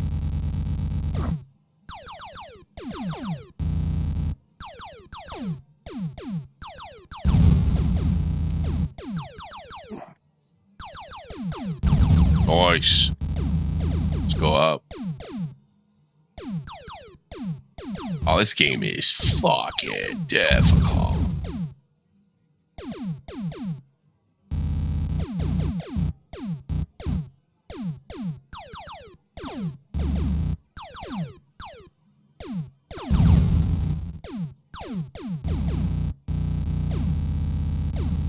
Fuck, bang. Surprising comment. Well, the other one was another one I used to play called Major Havoc, and I only found that when I installed MAME for the first time. Yeah, this is. Yeah, you could do a lot more with the vector stuff. You could do a lot more with the vector stuff, but yeah, that was pretty awesome. I have to admit. Okay, it's Emotional Flyer and the game guide. Ooh, Millipede. I'll play this for a second.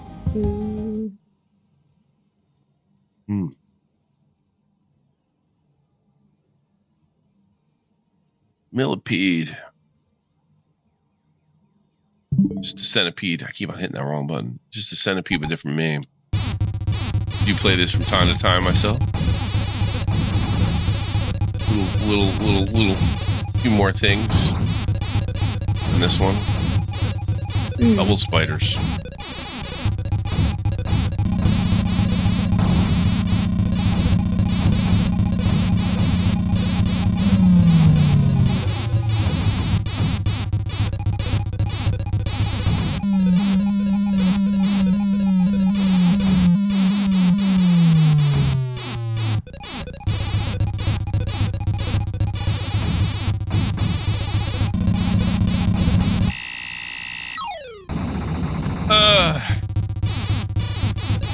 I like the simple ones either. It was surprisingly complex for 1982. Nice. Those things get a lot of points, I think. Ah, fuck.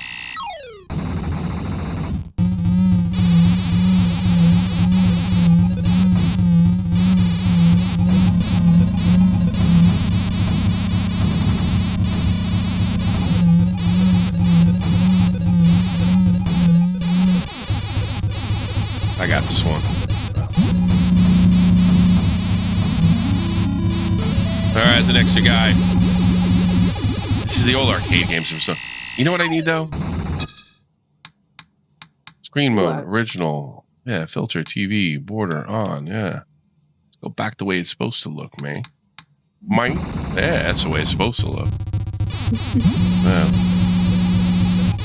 Those scan lines in there, otherwise it just looks like bad emulation.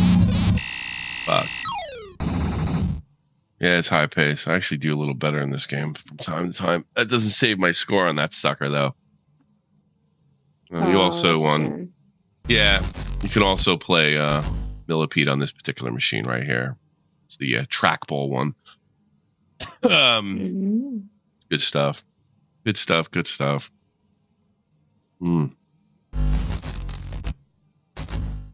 Oh God. Let's see. What more do we got? More games. More games. I don't want to. I'm trying not to take a break. I do have to go to the bathroom. There it is. Some of the artwork. Memo detail on April 5th, 1982. Ed Long makes a proposal for a Centipede Deluxe. Game called Millipede. He suggests that he used the hardware from the Maze Invaders project, which was canceled. Oh, so we managed to switch around that. Keg Harkness, president of Atari's Quantum Division, suggests in May 6, 1982, the Millipede be a female version of Centipede, possibly titled Millipede. Yeah, they wanted girl. You know, that's the thing. You know, they used to say like girls get shut out of this stuff. You know, I more and more I find all these corporations try to tap in the female market. You just didn't have a lot of success. You know? Exactly. Well, you want to go with a dingy arcade with a bunch of guys like covered in cigarette smoke with mullets and weirdos. I mean, no one would want to do that. Yeah, and a bunch of BO. Beer and they're gambling. That might have been part of it, but no. But you know, what it is? They're looking at it as like an untapped market. You know. Yeah. And the other thing is like there is the boy element to it. Like, you know, you give the game to your little sister and she's like doesn't get it immediately and they just snatch it away from her. You know, I'm sure there's a lot of you were never a little sister, so I guess you don't know. No. But that does go on. I don't. I have seen it. I help my friends do it to their sisters. I want to play the game. Liberator is another one I didn't find out about till recently. A massive rotating planets being displayed at the center of the screen. Liberator was distinctive, eye-catching draw using characters from Atari Force comic series by DC, which is awful. Liberator played much like Missile Command in a reserve shoot down missiles and being fired from the planet's surface. I remember seeing in a magazine the graphics for this and being like blown the fuck away. It was like it's quasi 3D, if I remember correctly. Here's the promotional flyer. Let's check it out. I remember the graphics being fucking mind-blowing, like planets and stuff like that when I was a kid. 1 second. Here we go. 3, 2, 1, let's two things. Let's go. One range. I don't remember this. I think I played this on here once to check it out. Type of thing. Wait a minute. What's going on here? Wait a minute. What's going on? Like, oh, okay. I guess it's a target. I didn't. Okay. Yeah. Check this out. Yeah, it was like that planet. That was mind blowing. So yeah. Yeah, it's probably would play with a giant trackball too.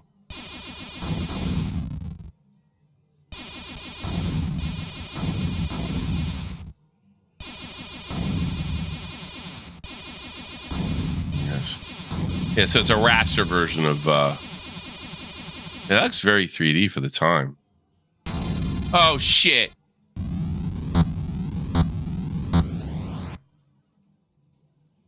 Level 2 was a shittier planet. Said what's the planet in this is definitely better to play with a stick than Missile Command. That's like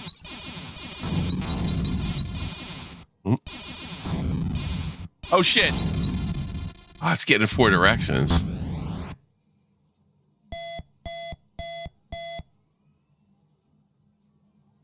Alright, let's go. There's another weird planet. I don't think we're gonna.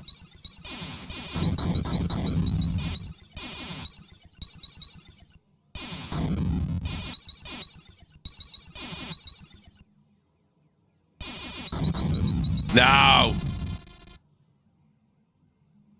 That was pretty cool, though. Yeah, it's mind-blowing graphics for the time.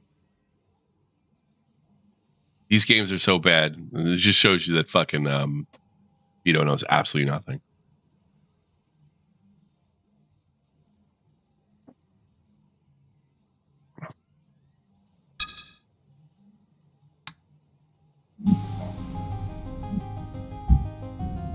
All right, let's go. Quantum. Yeah, it's another one of these ones I just didn't see around. 82. This is a time I would have been allowed to go to the arcade with my parents. You know, some of them just didn't. They weren't in arcades that I was in. Yeah. Quantum. Circle Rise. If I had to guess, this is a. Circle the rack. Roll the trackball to increase and decrease the selections of racks.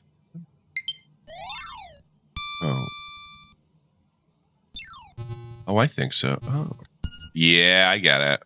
Oh, with a trackball, this would have been really difficult. It's probably a lot easier on. Awesome. I bet you get it, Pat. This might be too easy. Very cool. Yeah, but a trackball, this would be like real test of skill. Oh, wow. Ooh. Yeah.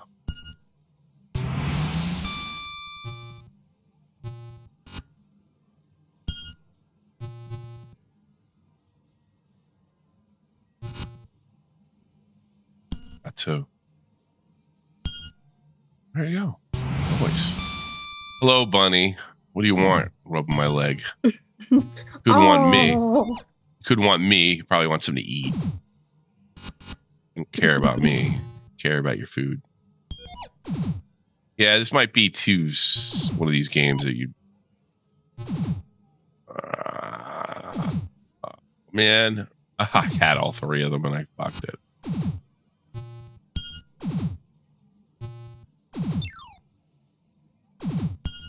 Be a little easy.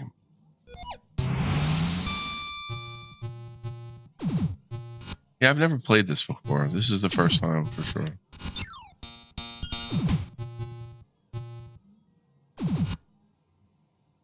I love the sound effects, are so awesome. Uh-oh, we got a problem here.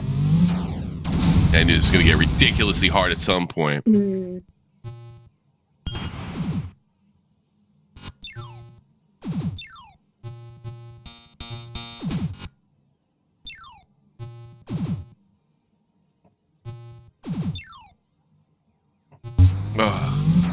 Yeah, it gets really difficult after a while. Not the best game I played, though.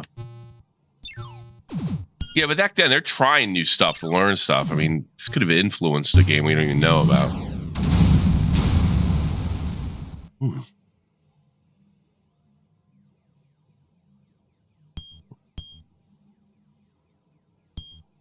There we go. Want to go out, buddy? No? Well, she's laying there. I don't know what she wants. She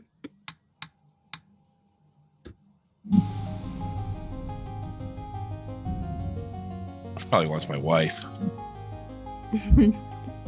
Immediately she'll feed her, even though I already fed her. Arca R. Yeah, these are just a list of games that I've seen on that Atari redone.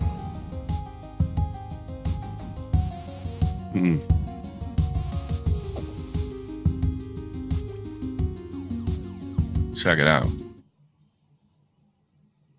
What's this game about? New mode originally border on TV filter. Good. Leave those on. Leave those options on. Arca R. Oh, is that it? What's this? That's the blaster to start. Guess that's the blaster. What is this? I don't get this at all. Oh, huh? It's another one. It's a very similar type of game to the other one. They're working on my shield. I got you. Oh, it's automatic. That's the next wave. Like the automatic sound. I would have liked that when I was a kid. Something about automatic guns that were very cool to me. Zoom. Is there something I'm not doing?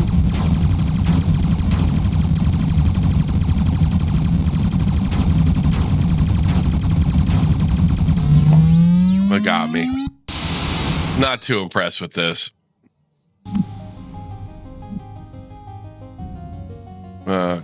Color Shooter by David Ross and Mike Hanley. Name is apparently divided from the phrase. Also known as Another Reason. Also known as Another Ross and Holly. Some extended letters. Arc R was produced in 1982, but never really officially released. Okay. Yeah, never got out there. So it was a proto. Black Widow. Rather than being sold as a full arcade cabinet, Black Widow was offered as a conversion kit that arcade creators could install and turn their Gravatar machines into a game more closely resembling Tempest. Black Widow was a very early example of twin stick shooter. That's right. In which players used one joystick to move and the other one to fire in all directions. Sort of like Robotron and what do you call it? Let's play some. I may have to take a break, go to the bathroom. I'm trying to hold it. Let's see. Let's check this sucker out. Yeah, that's go start. Yeah. I've never played this before. Okay, it was just yeah. Okay, money. I don't know what to do with those things.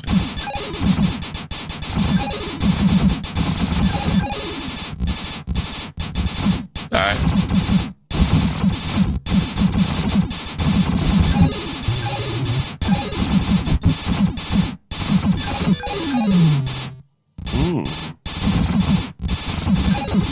More waves.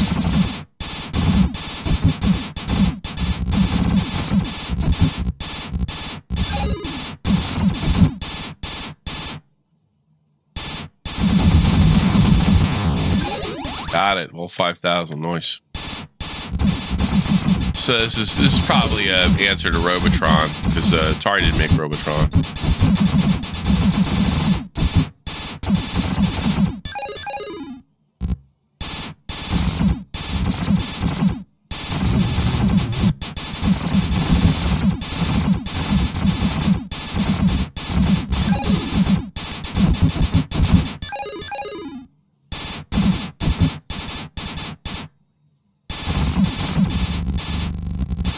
Guy's making stuff so I can't get out. Oh, I see. Kind of working me in here, trapping me in my own web.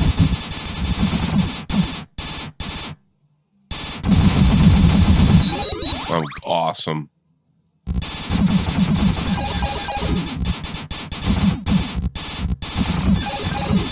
Easier than Robotron, I'll say that.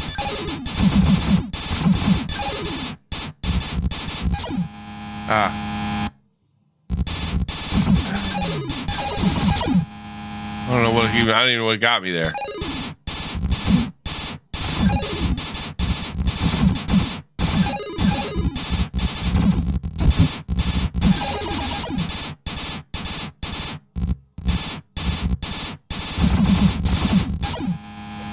I got caught on those red things. That's it. All the arcade playing was the old table style Pac-Man. Cocktail, that's what they called that. Cocktail style. Let's see what else they got. Food Fight, one of my favorite games when I was a kid. Well, most of Atari's games tended to be abstract and not feature recognizable characters. The movement towards marketable mascots in the mid-'80s produced Food Fight, although Food Fight was nowhere near considered a classic and the character wasn't. Starry, bright-eyed, blonde-haired Charlie Tuck, a young lad who just wants to steal ice cream without angry chefs getting in his way. If you clean up the profits of your players, I think there's something called a 48-way joystick.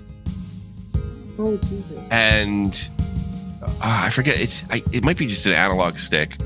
And I think they use that with this, if I'm not mistaken. Mm-hmm. Yeah, it's completely. They're not going to mention it here.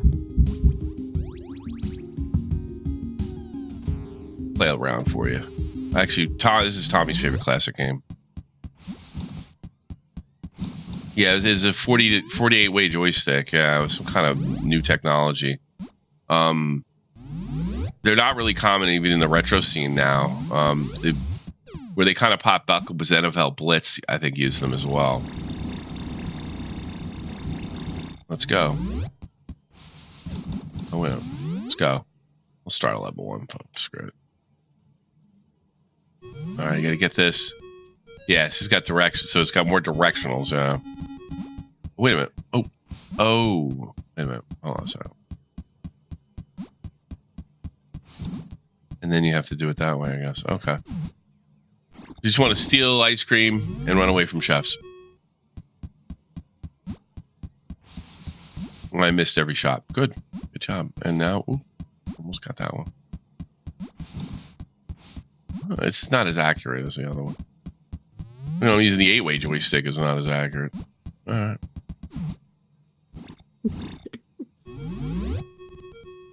All right, because they're going to get more aggressive. These chefs. Yeah. Fuck you. Oh. Really stupid though. They fall down those holes a lot. Okay.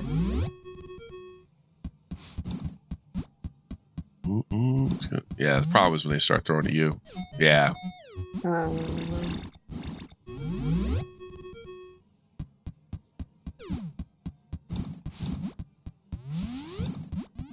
Woo! Nice. Oh, my old scar is 53,000. 53,800. But I did put some work in on this before. This is not dual stick. Oh, can I get through? Oh, they can throw them at each other too. That's pretty good. That's pretty smart. They can actually knock each other out, so wacky stuff can happen. I like that. It's getting harder.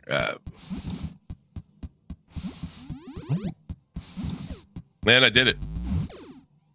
53,800. Can I beat it?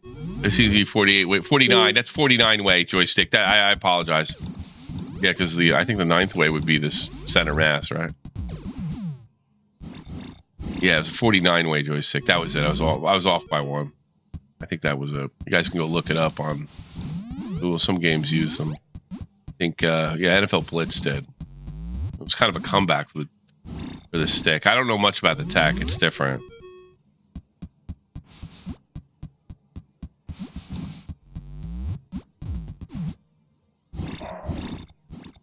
I just beat my high score. Super. Yes. Fuck.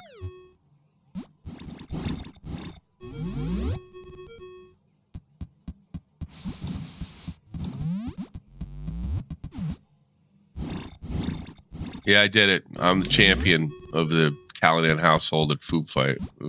He loves this game. It's the only classic game he actually kind of put some time into.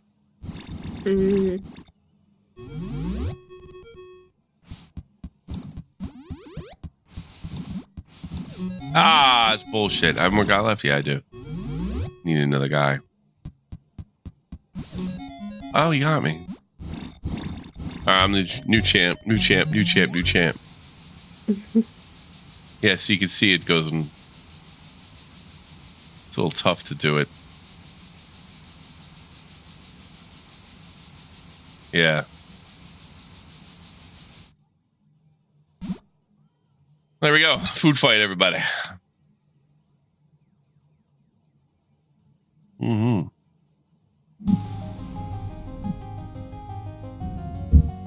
Crystal Class was a trackball game. Sort of a Pac-Man clone, but with a trackball.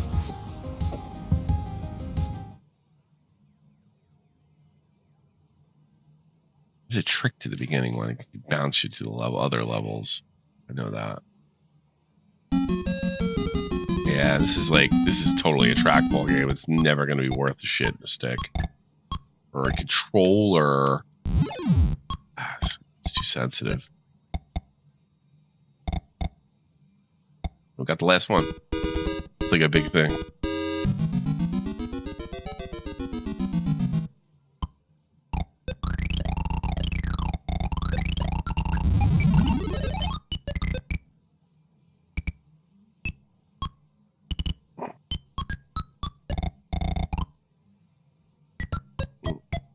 I can't get it. Ugh. Well, they got. Oh, I got the last one again. Okay.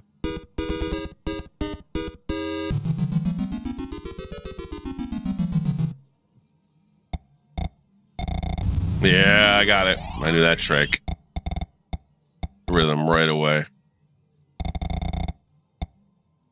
hate to say it, but now I'm really good. Good thing is the demis are very dumb. In this game, a lot dumber than Pac-Man.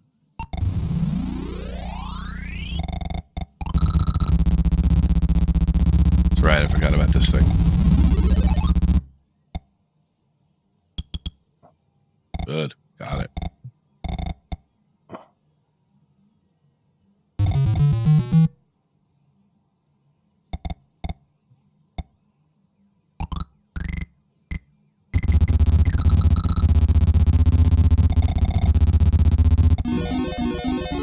Where's the last one? I was always there in the corner, yeah.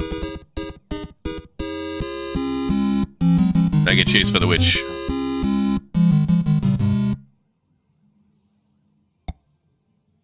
Woo! That's, well, I took everything though. That was a problem. That's not good.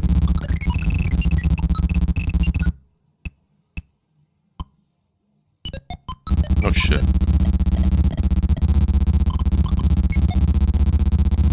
All right, let's get that little fucking thing, right?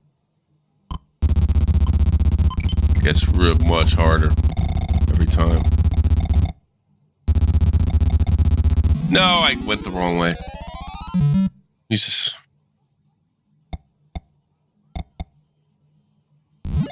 Oh, we can't jump over the trees? Donkulous. Oh, fuck. got it. Little asymmetrical stuff going on here. I only got the one.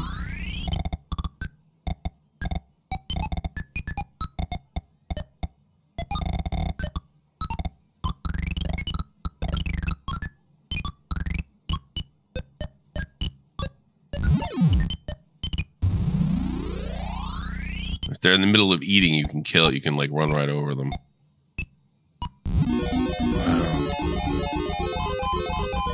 Oh no. I think that's it, right? Yeah. Crystal Castles. Major Havoc. Love this game. This game is way deeper than it should be. With the multiple levels. But of course, it's Vector. Let's go. I always would. This game's played on a spinner normally. It's going to be a lot easier to play on here. And then they have a little the first of its kind mini game in the corner where you can play Breakout while you're waiting to the level to start. Yeah. Yeah, this game was way ahead of its time. Okay, so watch this. Now I have to land the ship correctly. Then you got to play this level. Oh, wow. Yeah. Uh-oh, fucked it. Jump. Ugh. I get it. It's probably now it's easier for the spinner for me. Yeah. I don't think it's funny. These more complicated games, they did not. People just wanted to blast and shoot back then. They didn't really want anything deeper than that. That really came out of the PC world. Ah, fuck. Then you get back up before the reactor blows up.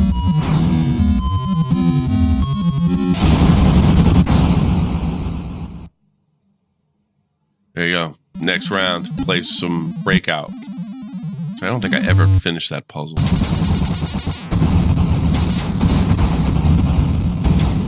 don't think that filter's very good, but it is what it is.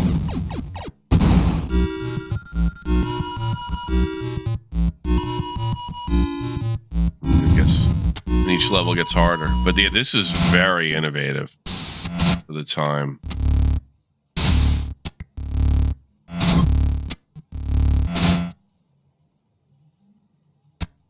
I do this. Ah, fuck.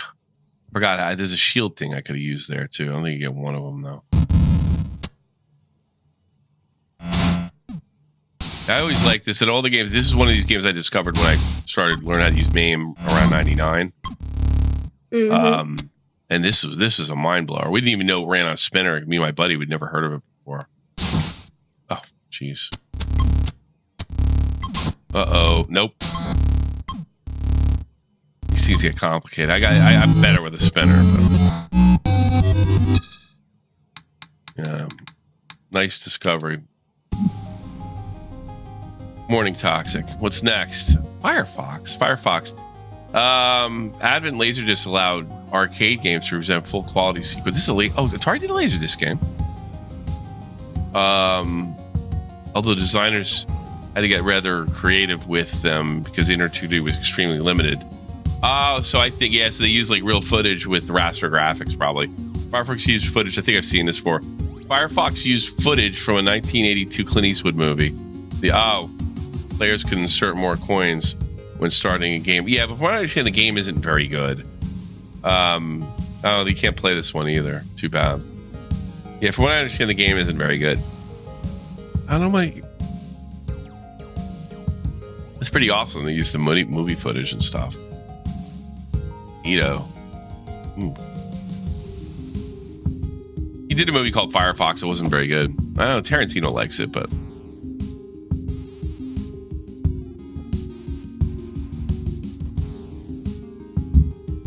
It's too bad. I wonder if I get that to run on Daphne. Oh shit. Well, I just fucked it.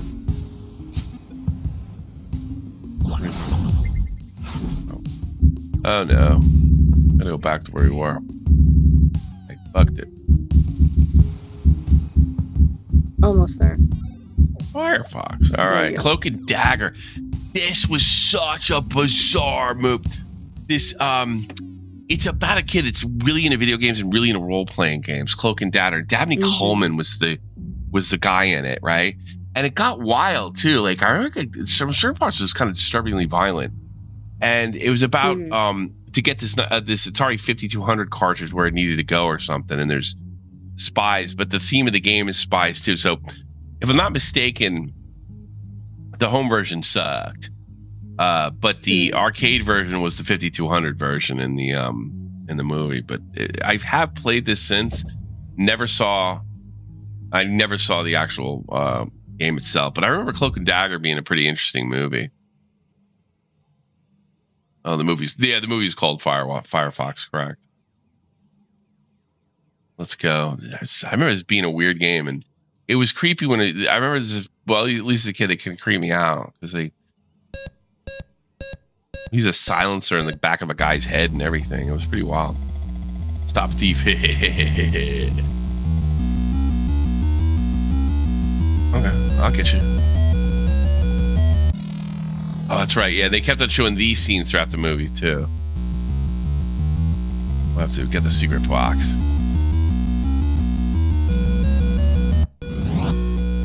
Where am I? Okay, there it is. Where's the secret box? I got it.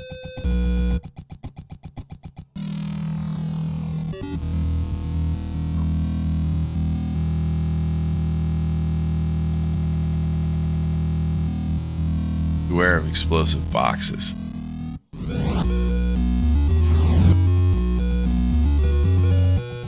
Oh, wait a minute. What are those? Am I allowed to touch those things? This guy's shooting at me. Alright, there it is. Can't believe I haven't gotten shot yet. It's crazy.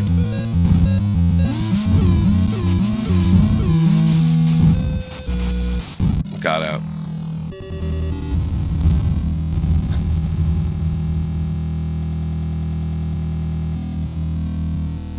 So the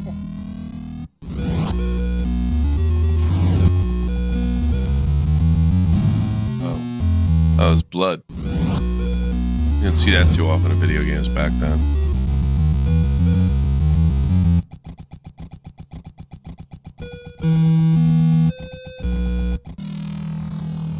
Is there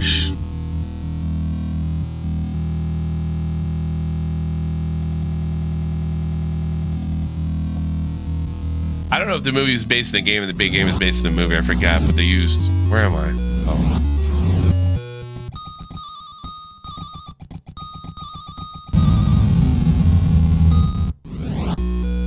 What's this? Oh, I get it.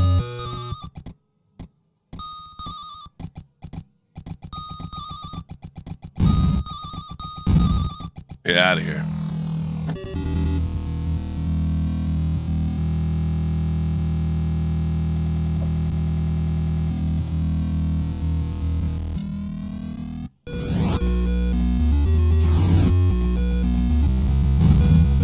Fuck, I didn't get it. That was interesting. Not a classic, but a wild movie. I think the movie underperformed too. The same kid that plays Elliot in E.T., I think also plays the kid in the movie. It's a kid who, like, the whole thing behind it is like the kid can't kind of separate the fantasy gaming world from the real world. That was what it was all about.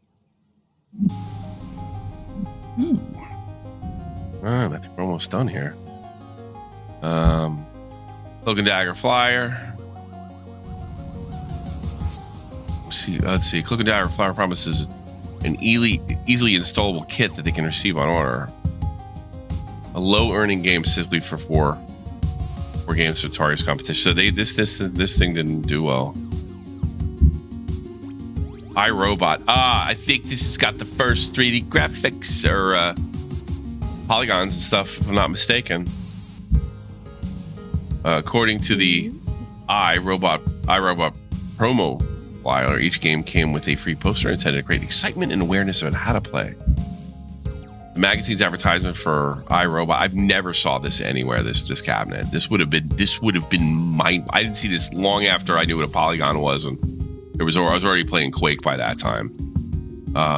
But this, had I saw this, my head would explode. But I hope you're noticing a theme. The better the graphics are not that important as everybody thinks. Gameplay is king. You know, graphics are just like a nice afterthought. Yeah, no, it's been quite crazy. Yeah. And you can tell now because people will buy these like sort of modern Steam 16 8-bit knockoff games. It's not graphics, it's gameplay. You know, let's check it out. Futuristic mix of both shooting and maze game. iRobot was the first game to use 3D shady polygon graphics. Wow. As well as the first to give players the ability to change camera viewports. It's really unique. That would have blown my mind. I couldn't get my head around that when I was a kid. I'm sure I would have like, what does this do? I don't get it. It's a really unique cabinet featuring a magnetic hall effect and offered a non-gambling mode in a form of 3D art playground called Dub Doodle City. Gambling mode. Oh. But here we go. Yeah, these are polygons for sure. And this is 83. What's that? They must, by their standards, they probably had a really powerful machine in there. Yeah, you can see it. Like Star Fox. I mean, 83, so like Star Fox would come out in what? Late 90s? It's pretty amazing. iRobot game, Doodle City. The Ungame. I would just give you a certain amount of time. Let's play the game. Whoa. I don't get it. Oh, okay. Touch red. Okay.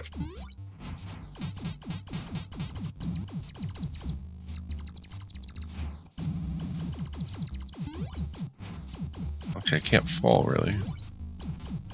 Oh, this is mind-blowing.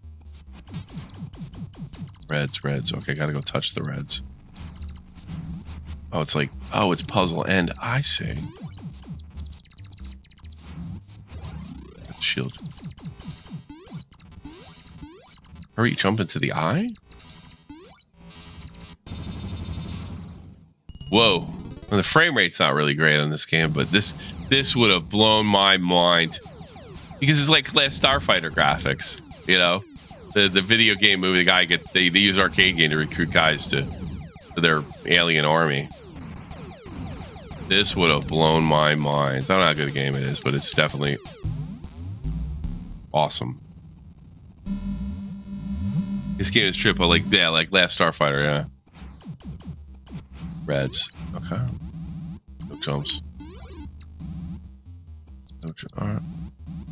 No jumps to shields. Oh, okay. I don't get it. Why can't I jump? Oh. Yeah, you gotta be precise, I guess.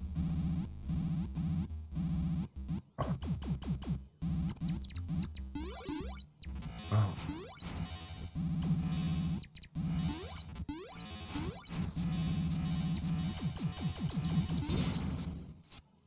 The eye is red. Oh, okay.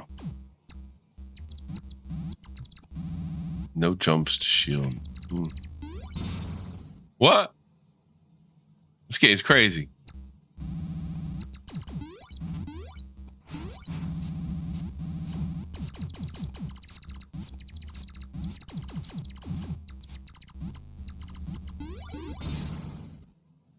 Not jump if the eye is red. Oh. That's crazy. What a neato. That was pretty fun. Always wanted to do that. I think we'll make that part 1. I think we'll make that part 2. Birth of a Console. Well, yeah, Arcade Origins, and we'll go down and do them all. So that's it, everybody. I think we're done. What I will be doing is I'll be going in the Discord, hang out with y'all. After I go to the bathroom in a short discussion with Teeny here. So we'll see you doing. Check out for part 2 if you want to see the other one. Birth of Console is next. Sounds good. So I'm done streaming for the day. My back can't really take it. Got some content coming out tonight about Rich. It's pretty good. Yeah, it's pretty good. It is. Yeah.